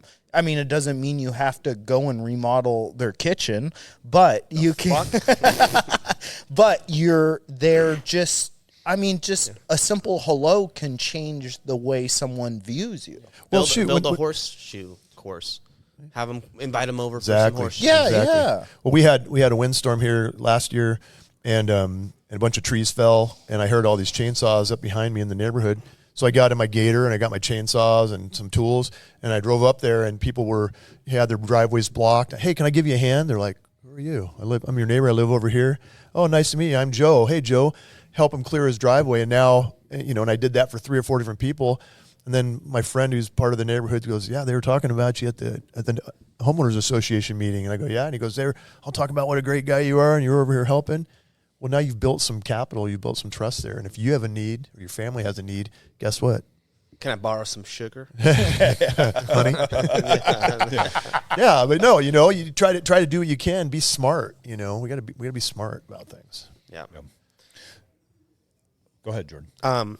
So you building on that, you've gone and done a area survey. What would be the next step in I mean, obviously, we're kind of jumping around significantly. Well, let's go back to our thing, right? So we talked about the sheltering in place, and that's kind of what we were hitting on, right? Yeah. So your needs that are the most important needs, right? Food, water, right? Some type of shelter. And have you ever heard the rule of threes before? Can I ask you a couple questions about food? Yes, please. What? I don't have all the money in the world to buy freeze-dried everything. Spam. And all exactly right. There's a allegedly I spent some time at Costco and accidentally spent $750 on a whim on random stuff. Right? Exactly. It's nothing, but it was me and my buddy were joking about end times. This is 3 years ago. And we're joking, and then all of a sudden we leave work one day, and we're like, we should go to Costco, and then we fill up this a little push cart thing. And yeah, it was $700-something, and it was I'm going to need some trading spices. I'm going to need salt. I'm going to need, Indian Spice Company's been reborn. Got 100 pounds of salt. I'm going to make some beef jerky. Well, see, and that's why you got to have a plan. Yeah, it all starts with a plan, right? So, I talk about when it comes to food, I have a 3-part plan. I'll have the 3-month preparedness pantry, and then I have 2 weeks supply of portable food. Mm-hmm. And then a 1-year supply of long storage staples, right? So, MRE type stuff, or rice. Well, let me tell you. So the first thing you do is think about the foods that you normally eat. How much food do you have in your house right now? How long do you think you could go? We're talking pepperoni sticks or whatever. How many months could you survive eating out of what's in your pantry? I think I'm about 4. 4 months? Yeah, that's nice. Most people aren't. I'm homeless, so yeah. But you think about it, right? My kitchen's not complete. Fuck you. And that's why I have so much food. But I don't have a kitchen to cook it in. So if the plan, what I say with the 3-month pantry is that look at the foods that you normally eat, you and your family, right? And if you go buy weird stuff, guess what? You're not going to want to eat it. So I had, went and bought a bunch of Vienna sausages and, and spam. The amount of spam. Well, how much? Yeah. Ridiculous. Spam is delicious. I don't know why people knock it. It's meat that will last a long time. It's so good. But if you're not going to eat it, right? It's eventually you're just going to be okay. But so figure out what you and your family eat every day, and then just start buying a little extra. So the beauty of that is that if you start building up, like, I've got, rows of mustard, rows of ketchup, rows of hot sauce, rows of, and so for those things, like, it'll allow you to buy them on sale. If you buy, look for sales. It also keeps you from having to make, we're making tacos and I don't have any refried beans. I got to make a special trip to the store, right? So if you have extra stuff there, and if something weird goes on, then you don't have to, you stand to not have to go to the store for a while. So just each time, say you normally buy, 2 cans of refried beans because we're making tacos. By 4. By 6, by 4. Yeah, you don't have to buy too many more, but just slowly start buying a little extra, and then you just start stocking those on your shelves, right? And then also always rotate it, so put the new stuff in the back. And what I do is I look at the date on the can, and I'll take a Sharpie and I'll write it on there. Like if it says, February of 2025, I'll write 2/25 in big letters so I can look at it pretty quick. Yeah. But remember those dates on cans and stuff like that? That's like a suggestion. Yeah, it's best buy, so they'll last a lot longer. Big can companies trying to sell product. Big can. Yeah, exactly. Big can. But that's Rosarita Big Refried Bean trying to get you to cycle out your stock. Yeah, but buy food you normally eat, and then just start buying a little extra, and then eventually you get to that point where all of a sudden now, when you go to this, you go to buy it and you've got it on the shelf there. Certain things you may say, well, what about bread? My bread won't last 3 months, or milk. Well, for those type of things that are perishable, find things, find ways to make them. So have the ingredients to make bread. Maybe have some dehydrated milk or powdered milk that you can substitute. So that's one of the things that I really like. I like Costco for. I like those big companies for Winco. Because you can Winco, great, but it allows you to buy. Like I was saying, vinegar. You don't think. The uses for vinegar is ridiculous. The uses for honey is medicinal, and for honey will last forever. Yeah, and it'll last forever, right? So you can buy 5-gallon buckets of honey at Costco, and that is a legit thing that you'll need. You can use it for sweetener, you can use it for cuts, you can use it for all manners of things. Yeah. So we talked about the 3-month pantry, and then I say a 2-week portable food supply. So this would be like your Mountain House meals or your ready refill. Yeah. To me, because if I need to leave, if I do need to take off, you can grab those and throw them in your car and go. Mm-hmm. And if I've got a jet boil, or with MREs, you don't even need to heat water. But if I got a jet boil and some water, and now I'm good to go. So that's why I like having that 2-week emergency supply that you can just grab and go. Bonus with MREs, you don't even need a toilet because you won't shit once a month. Yeah, exactly. There he is, thinking about poop again. And sample those and try them, because I get a lot of guys that would buy this stuff, the ones at Costco, and then I had some friends that use them quite a bit, and they're like, these are horrible, and they totally stopped you up, where there was a MREs are awful. Different brand is a lot better. We would have to Peak get fuel. deep into the apocalypse before I would eat another MRE. Peak fuel. Pretty good. Those Mountain House ones. I like Mountain House. The Peak Fuel or Peak the other. are better. Are they really? Peak fuel. I love those things, man. I think I might have heard that from you, and I ended up buying a whole bunch. I'm a fan. They're good. Do they make a biscuits and gravy? They do. That one's but it's amazing. but it looks like an actual biscuit real in there. biscuit. No shit. Yeah. So it's they're good. Check it out. Peak fuel. And then so you said you're 3. What was it? 3 months? 2 months? 3 months? 3-month and pantry. then 2 weeks. 2 weeks. And then supply. you said, and then the last one is your 1 year staples. So this would be like your buckets of rice, buckets of beans, 5-gallon. Yeah, bag, exactly. So it's real simple. Winco Foods, you go in there, they sell white food grade buckets with a little lid. And they actually have the Mylar bags too. I just get them on Amazon, but you can get the 5-gallon Mylar bags, and then you buy the oxygen absorbers. Okay, and so you take a 25-pound bag of rice, fits perfect in one. You put the Mylar bag in there, you dump the rice in it, and then I'll freeze stuff first for a couple days, because that helps kill some of the the bugs that might be in there, the weevils. But and drives moisture flour out too, right? I didn't know rice. that. Yeah, I'll throw it in the freezer deep freezer for a couple days before I do it. But then you dump that in, you put the oxygen absorbers in, and then you can Google it. I forget off the top of my head. I think it's 200 cc's per gallon of the oxygen absorbers that you need. Yeah, But a lot of the time they'll come with the Mylar bags. Like yes, you buy them on sometimes. Amazon. Yeah, you can buy different sizes of them, right? But you put the oxygen absorbers in there, get as much of the air out as you can, and then you can seal them. You just take a hair straightener or an iron, and just put a 2x4 across that bucket. You fold it over. You can use the hair straightener to seal it, or you can just use the iron on top of that Mylar bag, and it seals it up. And then the oxygen absorber will take the oxygen out, and then it actually kind Vacuum of seal it. Yeah, it sucks it down, and that'll last for 20 years. And so you put rice is good, red beans is good, and the reason why they talk about that there's some kind of protein that when you eat those together, it's got like some type of whole corn, bean, and rice together. I think is that trifecta. Okay, there you go. Yeah. But it meets a lot of your nutritional needs. And then I put pancake mix, instant pancake mix in there. That's a good idea. Yeah, Gonna need some Mrs. Butterworth oats. too. Oats. And then you can go a little bit further. You can get wheat berries. And then if you have a grinder, if you buy a grinder and you get wheat berries, they'll store for a long time, longer than just flour. And then you can make your own flour. Now, so I mean, that's a really good idea as well. And here's the beauty is that you have all those extra staples. What that will do is that'll allow you to, so say you have your staples, all of a sudden something hits and you're not gonna be able to get food at the store for another 6 months. Well, now with those extra staples, you're able to stretch your 3-month pantry out a lot longer. Say I've got those cans of chicken from Costco and I've got the cans of beef. Well, now I make up my red beans and rice, and between me and my family, we put a can of chicken in there. Taco Tuesday, baby. Yeah, right. And so that's why I like the 1 year supply in the buckets. You can get freeze dried stuff. You can buy commercially made stuff, but it's easy just to do your own.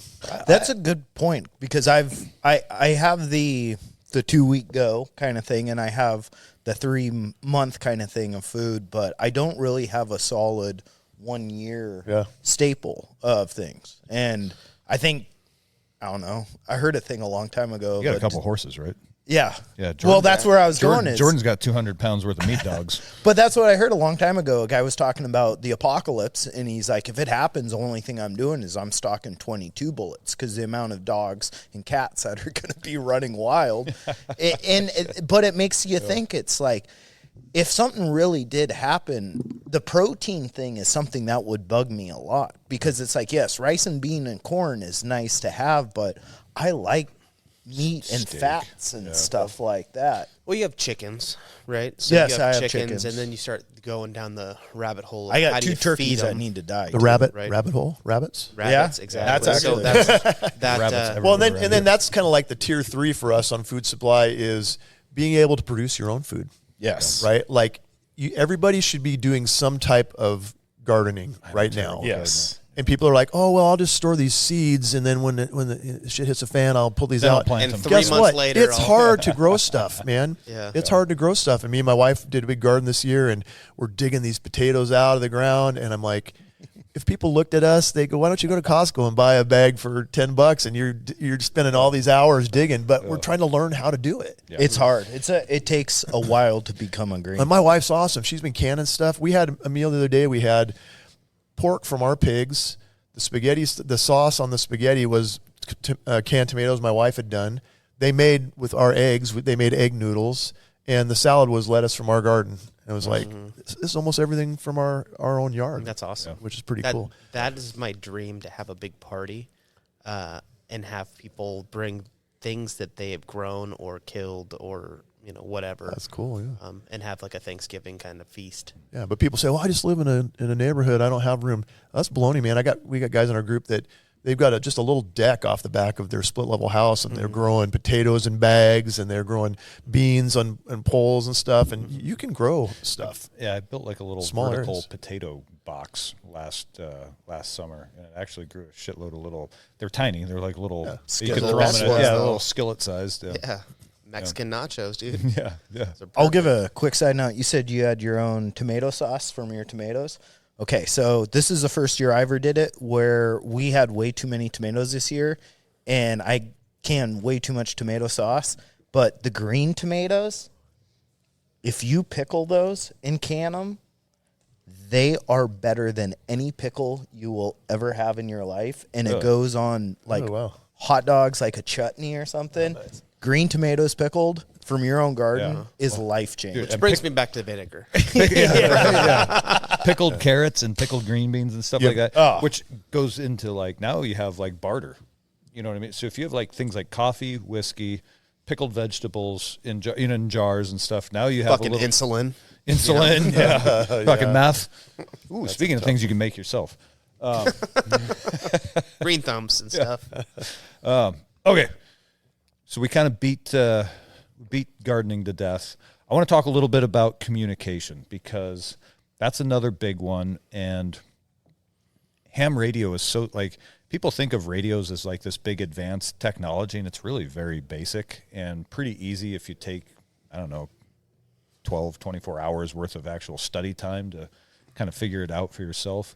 And so one of the things I want to get set up is I want to put an aerial. There's a big tree in my front yard. I want to put an aerial up it, and I want to get some sort of base station set up either in the basement or the garage.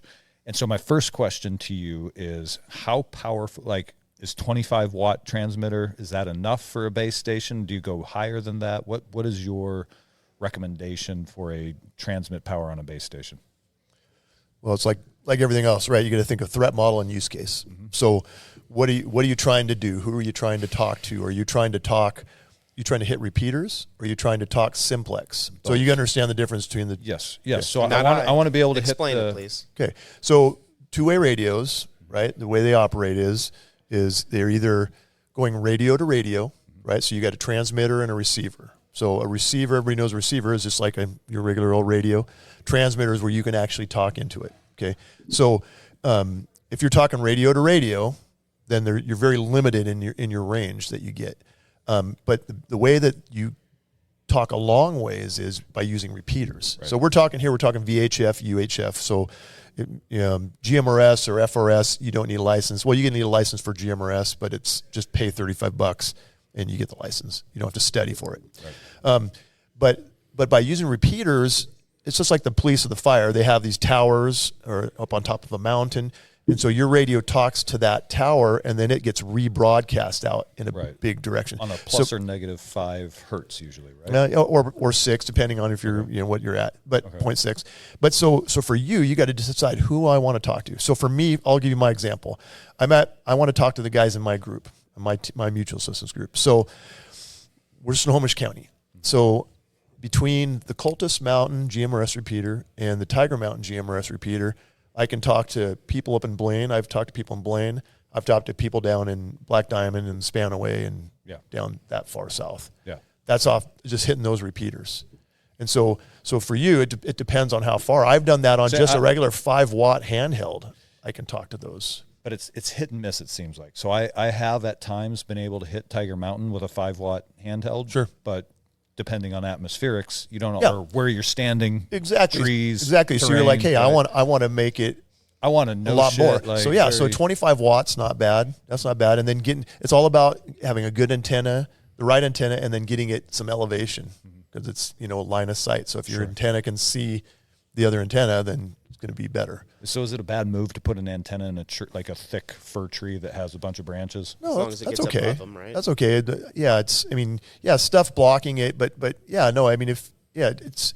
I don't know that a tree. That's a good question. I don't think a tree is going to be too much of a issue for you. Usually it'd be metal shielding that would block the. Because I don't necessarily want to advertise like a big aerial on my roof. Yeah. I want it somewhat like it's not going to be covert, but I want it somewhat half-assed clandestine. Exactly. Because think about this, and this talk. We go back to prepper fiction, right? Mm-hmm. There was this one book I was reading, and the gangs that were taken over. They found the guy with all the antennas on his house. Yeah. So they came in and they held his wife and daughter at gunpoint and made him be their comms guy. Right. So I don't like having antennas on my car either because it just is kind of saying, hey, this guy's got expensive stuff in his stuff. So here's a J-pole roll-up antenna. You can take this antenna and put it up 20 feet up in a tree, and nobody's really going to see that. It's going to be pretty well hidden. Okay. And you can plug in and run. Is that as effective as like the hard aerial antenna that those are good antennas. Okay. Yeah, those are good antennas. But like say you can get it. I'm saying is that guy as effective? Yeah, I think so. Okay. It kind of depends. You have to try it. It's sure. Talk about voodoo. Talk about voodoo magic. Yeah, it definitely. There's times Yeah. when the atmospheric conditions help you. It's weird. The weather changes things, but you can get like a GMRS antenna. So it's about 1.5 feet long, fiberglass coated, and you'd have to mount it onto a rod, a steel pole or whatever. It was like $100. for a GMRS antenna specific. And you can get a UHF, VHF antenna in there. The one I have at my house, it's like 6 feet long. And they're $150, I think, for one of those. Okay. But yeah, if you have the ability to mount it high, that's good. Okay, so let's but again, a 25 watt, 40 watt, 50 watt. Okay. That's about where those are all good. I have a 40 watt GMRS base station set up.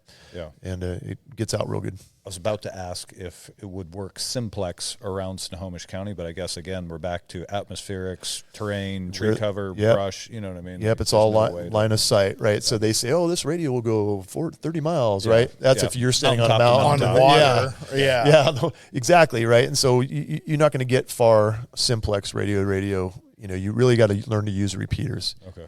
And so in my own little bit of experimentation, I found that even in heavily built up areas, it seemed like VHF worked better than UHF, which my understanding is that UHF is better for penetrating barriers just because it's a shorter wavelength, higher frequency wave. Do you have any sort of anecdotal? Well, yeah, same with you. I know what they say, right? In more urban areas. I mean, in your experience. But yeah, you know what I do? I have a pace plan. Yeah, you just try. My pace plan. I have multiple different options for every single thing I'm going to do. So we'll have different channels, and we have them all programmed, and we know that we'll start with this one, and if that one's not working, we can try this one. So just work your way down the pace plan. Yeah. Okay. Yeah. So I've tried different ones. My question to that is, I'm trying to get in contact with Tobin, vice versa, or Mike, and the pace plan, is that an hourly? Like, how would you say? Because I don't want to miss something that's happening on a different. So what I was going to suggest, if we use radios deer hunting, is that every hour on the hour, turn it on for 5 minutes. Yeah. If you hear nothing, turn it back off. That way you're saving. There's your a plan for that. Yeah. So there's a bunch of different kinds that are out there. There's one called the Wilderness Protocol. And then there's also the Channel 3 project, which is a cool one that Amron, American Redoubt Radio Operators Network, John Jacob Schmidt, he's a cool dude over there, has a podcast and stuff. But they have a radio operators network. But their Channel 3 project is Channel 3 for 2 minutes every 1 hour. So 3-2-1, right? And so they use FRS, GMRS Channel 3, CB Channel 3, MERS Channel 3, and then I think it's 142.620 or something like that. VHF. Is that one of the national call channels? Yeah. And so that's one plan. The Wilderness Protocol, I believe it says it starts at 7 a.m. 0700, and every 3 hours you check, and it's for 5 minutes at the top of the hour. Okay. So the reason why they do that is they say, well, like if you're being searched for in the woods and you're having an emergency and you're lost, every 3 hours, because you don't want to you don't want to waste your batteries by doing it too often. And then they say, so it'd be like 7 o'clock, 10 o'clock, 1 o'clock, 4 o'clock, and then 7 o'clock. And so they only do it during daylight hours. Oh, so it's not like they don't. So they won't do it at night. Where do they start? It starts at 7 a.m. 7 o'clock. Yeah, every 3 hours until dusk. Yeah, exactly. Well, people are probably going to be searching for you. But here's the thing. You can come up with your own plan, because if everybody's using that plan and everybody's at the top of the hour trying, your plan may say, hey, at 20 minutes after the hour, we're gonna have a 5-minute window where we're going to try to make contact. Mm-hmm. So I would suggest that people make their own plan.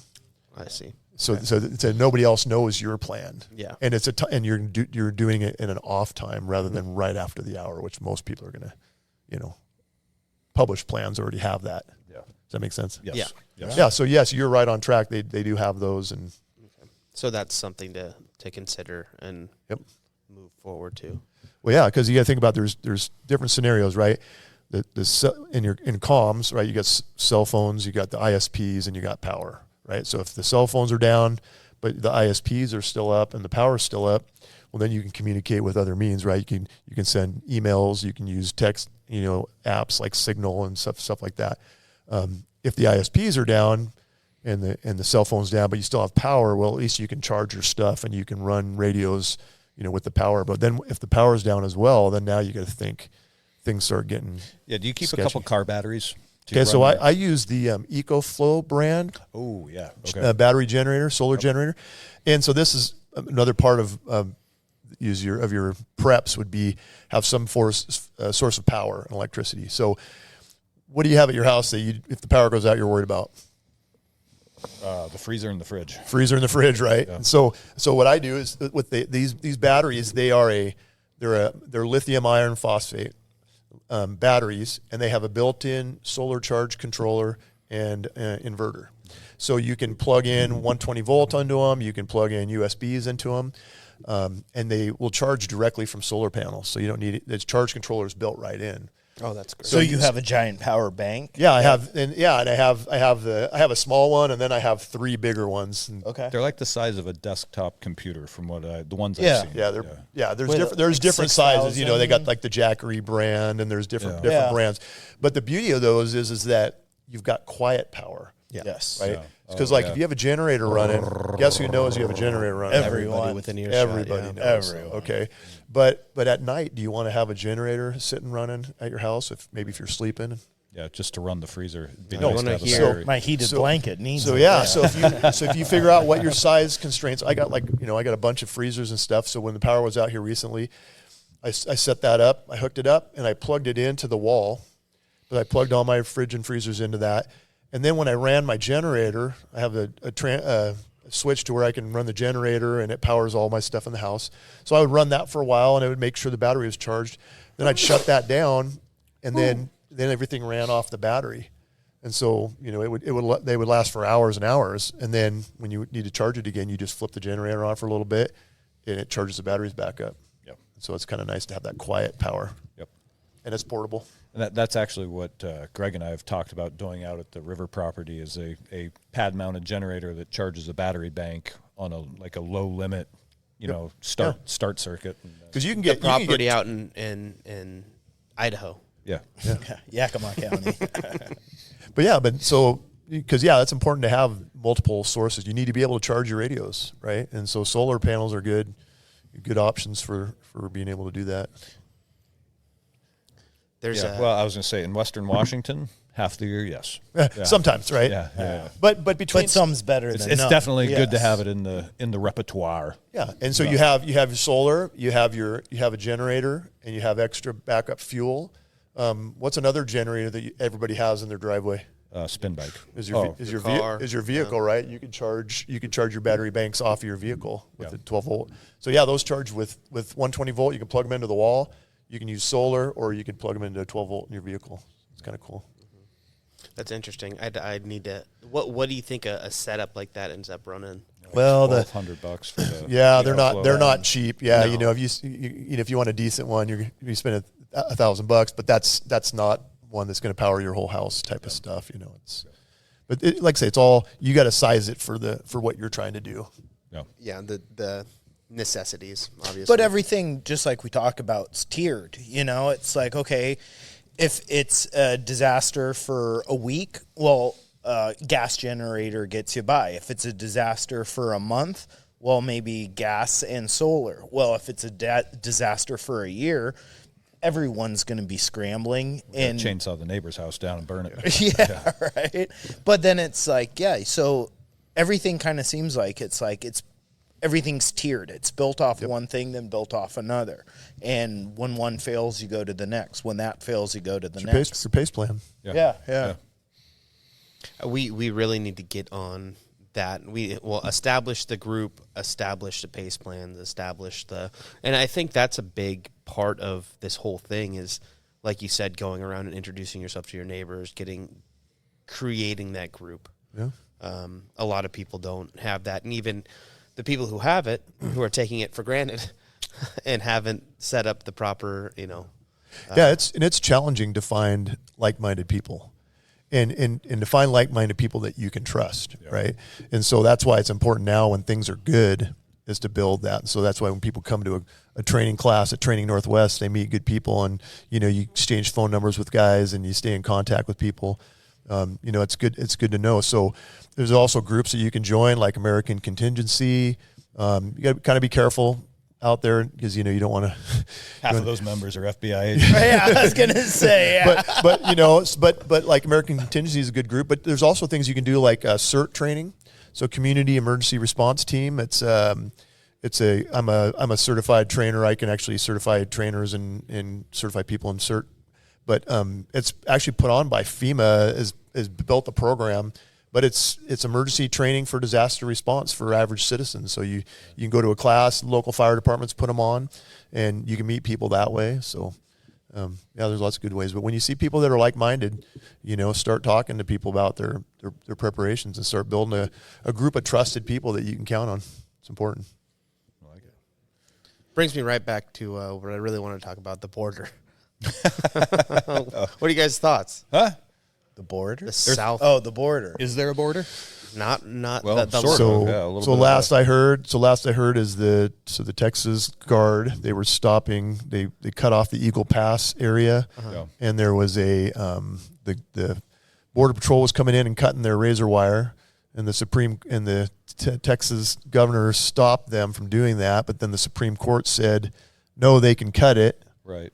patrol. But then They didn't say that you couldn't put it back up. So then they were putting it back up, and then they cut off Eagle Pass, that whole area, and there's a standoff that they basically telling Biden, no, you're not coming in here again. Yeah, and I think 25 states have signed on to send state troopers and National National Guard, Guard down to Texas. Now, somebody told me that National Guard is militia.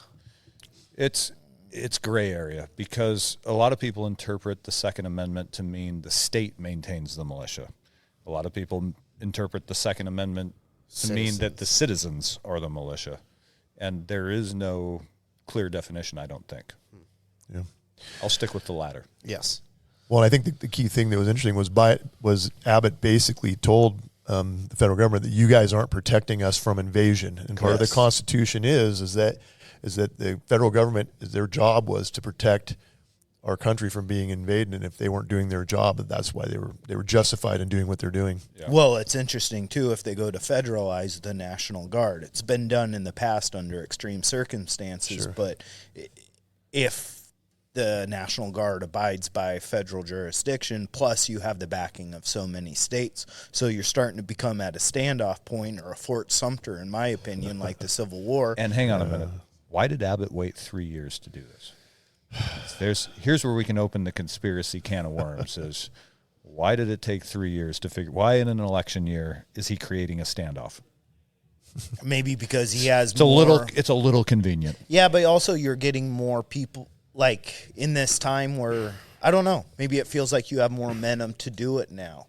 Like, you could get shot down earlier at the beginning of the first year of Biden administration compared to he's screwed up so much, it seems like, and he's probably going to be out of his way. And it seems like, I mean, look at how much Trump's been winning all these, all these caucuses, and maybe it's a better time. Politics are so much involved with these decision making instead of what's right or wrong. Yeah. Either way, I guess the idea is that since we're talking disaster contingencies, a terrorist attack on U.S. soil is a lot more likely than it was 3 years ago because the reality is nobody knows who's come across the border. Oh, we know who's coming across. We do. Everyone. Yeah. And someone pointed out, like, it's one of the memes that's been going around that says, men fleeing war bring their wives and children with them. Men going to war leave their wives and children behind. And you see all these videos from the border, and it's a lot of young men and not a lot of women and children. No. There's a couple different on Instagram. I think it's Anthony Aguero and is it Michael Yon? They're down there doing a lot of reporting, and I'd watch some of these videos, and he'd be moving down the line and asking them, where are you from? Where are you going? And it was like Senegal, Syria, all these different countries, and then it's where are you going? They just all had a Boston, Philadelphia, Seattle, Los Angeles. It was almost like they were assigned to go to these places. Huh. Like, well, how are you guys all? You guys are all traveling here together, and you're all going to just random big cities across the country. That's why I'm moving to Sheboygan. I was No just one gonna cares say, about I'm glad I'm moving up to the sticks. Yeah. Can we take one more pee break? And then I have a couple questions I want to maybe finish this off if we're starting to roll back down. We're winding down. So we'll take a quick break. We'll be right back. And we're back, as Tobin likes to say. Okay, so we kind of hit all the primary things I thought we were going to talk about on this. Comms, medical kits, bugging in, bugging out. I mean, it's a whole plethora of things, but it's We're hard not to, even close to it's hard to everything. cover everything in a short time like this. But the two things that I kind of thought of and wanted to hit on, the first is kind of through reading disaster porn. I love it because, like you say, some of the authors are so creative. Hang on, so are these scenes shot in like No, not like earthquake? Like yeah. But like you say, the authors Spike Lee angles. the authors are so creative, and the things that they think of or the situations they put these characters in these books or these movies in, I'll primarily say books, aren't things that you would normally think of in a disaster. So are there things that you ever think it might be nice to have that aren't normally thought of, like in a disaster? You know what would be great to have? 50 pounds of coffee grounds. I was thinking one of those Milwaukee heated jackets where you plug in the 18-volt battery. Yeah. And then, Or I famously... Hey, I think I found a gift for Toby. Yeah. Or I famously said it like cartons of cigarettes. I don't smoke. It's barter. But trading... Spices. Like, yes. Is there anything that is out of the realm of normal disaster prep that you thought or maybe have that think would be valuable in a shit hit the fan scenario? Stuff That you're willing to talk about. Stuff that's outside the normal realm. Yeah. Just a Well, goofy you thing. talk about bartering. Bartering's an important aspect, right? So what are the things that people are addicted to? Mm-hmm. You talked about a little bit cigarettes, right? Alcohol. Yeah. Caffeine, right? Yep. Chewing tobacco. So, well, chewing tobacco kind of goes bad after a while, doesn't it? But but not when you got a guy who pharmaceuticals- makes it. Yeah, even prescription drugs that aren't yours, that you don't need, somebody needs them. Yeah. You could become like the local warlord. If you're Fentanyl. One of the problems too is you only have so much room to store stuff, right? So you got to start thinking about how can I get over a methadone clinic? how can I get value? How can I get a lot of value in a small package? So things that are never going to lose value is going to be ammunition, is going to be valuable, right, to use and or trade or sell. Okay, so that's important. Some people talk about gold and silver, whether you get junk silver, and and the problem with that is you can't really use it, right? It's All not, mine says is Merry Christmas. it's not really, you can't really use it. Some people think, Can you they're eat going to it, be, or does it keep you warm and dry? Exactly. Right. Or is it a chemical addiction? Those are like the three things. So if you spend more money on buy more food, right, buy more stuff that you can actually use and you can trade or barter it. So those are things that I would, medical gear is important, I think. But yeah, I can't really think of anything specific that I have that's kind of out of the ordinary. Usually it's kind of pretty stereotypical, What do you think about necessities? What if it, I got one, Mike, is tools.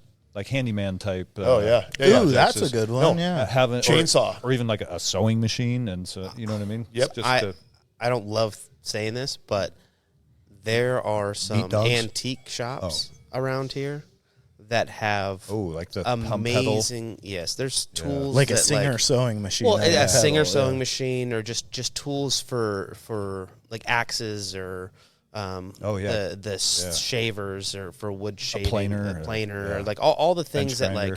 like at some point when things settle out, if we make it through this crazy tumultuous time and things don't go right back to normal, that we will have to use. So I started looking at what did we use, because I read this book called Survival Theory, Jonathan Hollerman. That's the book that I was talking about earlier, and I couldn't remember. It's a really good book. He was the SEER SEER school trainer, all this different stuff. And he was like, he wrote the book in 2014. And he was like, in the next few years, I think there's going to be a pandemic, economic collapse, and some sort of a EMP situation, massive grid down scenario because of everything. So, are you familiar with that book? No, I have not read that one, but I'd like to see it. It's very good. Cool. But in that, he started talking about power outage. He thinks that's the number one thing that's going to end up happening, or that possibility to really disrupt what we have going. So because of that, my thought process went just straight like early 1900s technology. Yeah. And what did people 1800s, use? yeah. 1800s. How did people I live? was just going to say, like, So- the ability to, like, melt metal. What, like a little forge all or of something. that. Well, Yeah. just a pair of clippers for cutting your facial hair. Yeah. Because I think about that all the time. I mean, this big old beard, right? You got to shave it. Not me. But there's the handheld Yeah. clippers, right? For giving yourself a haircut, cutting your beard away, cutting, and it's not crazy technology. It's super simple. You can get it for $50. Yeah. Oftentimes, you can find it at the antique stores. Or remember how for your a little grandpa had cheaper. coffee cans full of nuts and bolts and nails and just random hardware, just kind of leftover hardware, stuff like that. As long as we weren't in a situation where, if we were in a situation, Start hoarding. That's basically what I'm saying. Start hoarding. if we were in a situation where we didn't have to move and survive, or had a place to go, or the situational dependent, right? Like, if we're at war, obviously none of this matters. But if it's,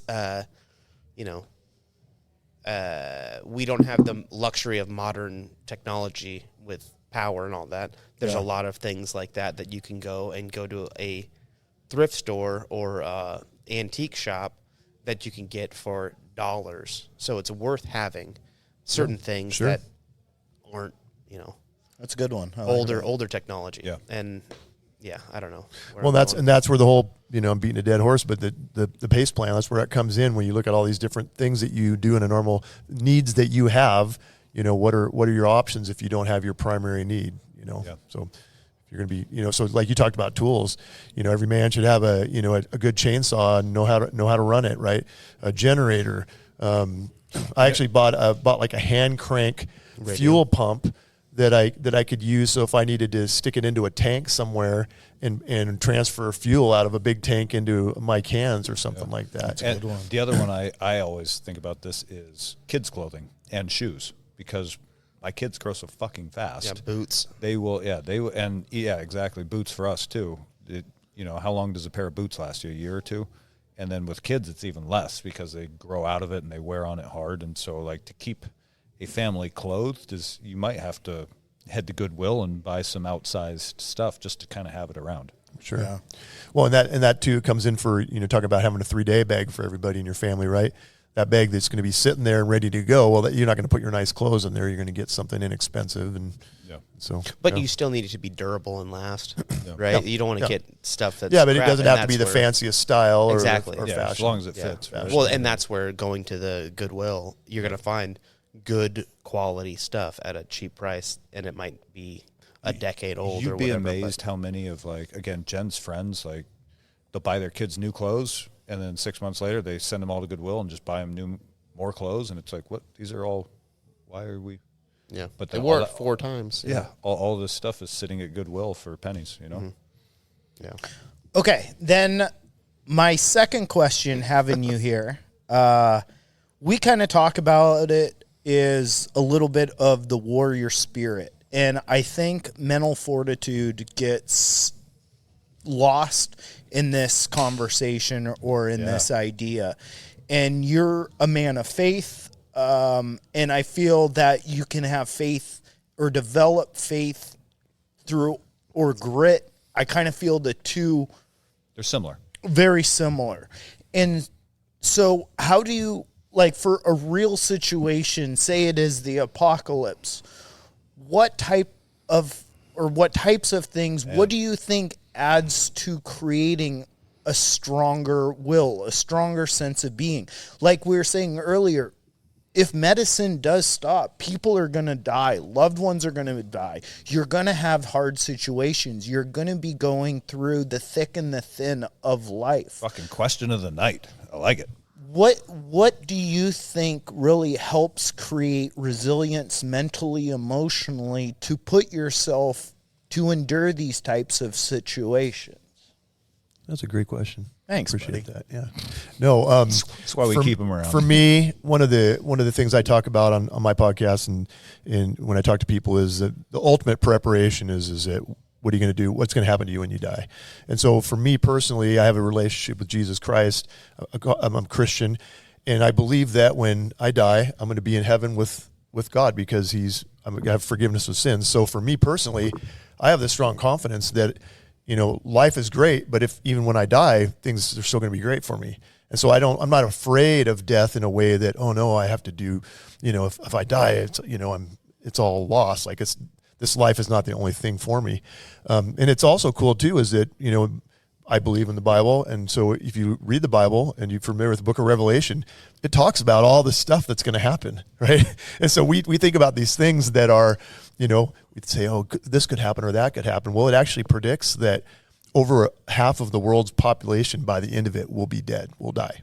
And it's been pretty accurate so far. I think that there's never been a prophecy in there that they say is not true. So for me personally, and my personal beliefs, I have great confidence that I kind of know what's going to happen and I know where I'm going. So then I don't fear, I don't fear death, but so I can live my life with joy in what I'm doing. So I do think it's important to, have a faith. And so people have different faiths and different things that they believe in. You need to know who you are and what you believe personally in your life so that you can have convictions. And that's one thing I really admire you guys and Tobin and with your company and even Greg, is that people that are willing to stand up for what they believe in.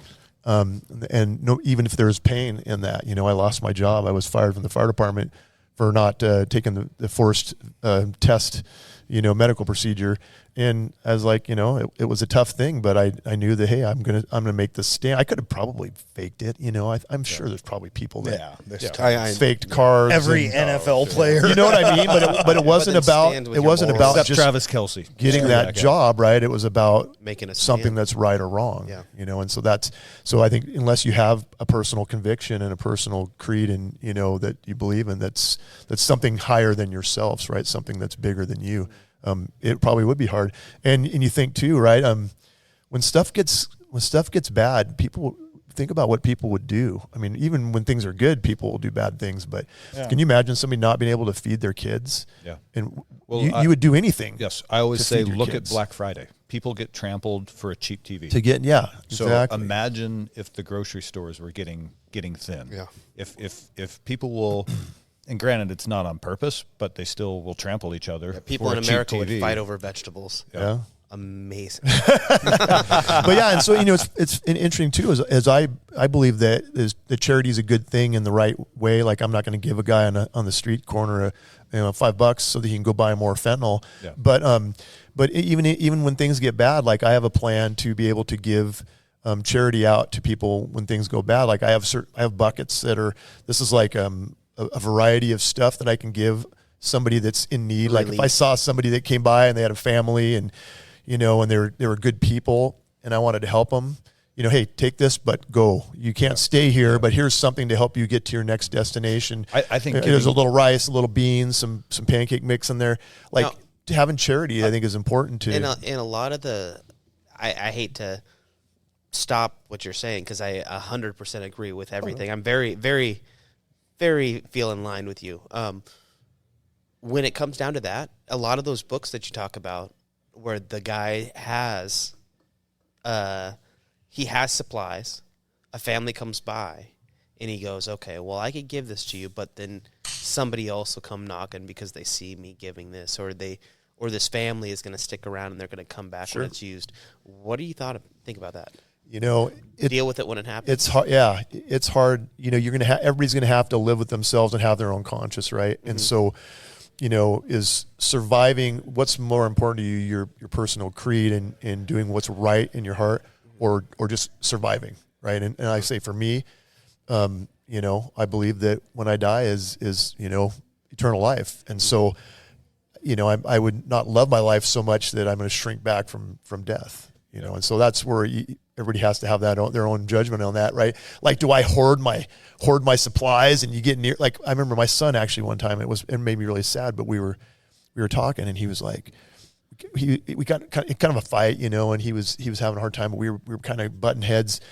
And he said something to the fact that, yeah, you're just going to, somebody's going to come to the front door hungry and you're going to blast them off the porch with your guns. And I'm like, damn right. And I'm like, what are you talking about, son? I can't believe that you would think that. But in his mind, like, preparedness was that you're hoarding this and you're going to, kill anybody that tries to come at you. So I don't know. It's a great question. It would depend on the situation, right? If I've got my neighborhood and the people in my neighborhood are hungry and don't have anything, am I going to want to try to help them? Sure I am, right? I can't feed everybody. Yeah. So it's just like people best asking you for can your by money, people. right? Everybody's, hey, you got $5? If I gave everybody that asked me for money, I wouldn't have any, right? And so then I couldn't help anybody, but I help people the best I can out of a position of strength. Yes. And I think working with your group and your family, that's how Project 223 started.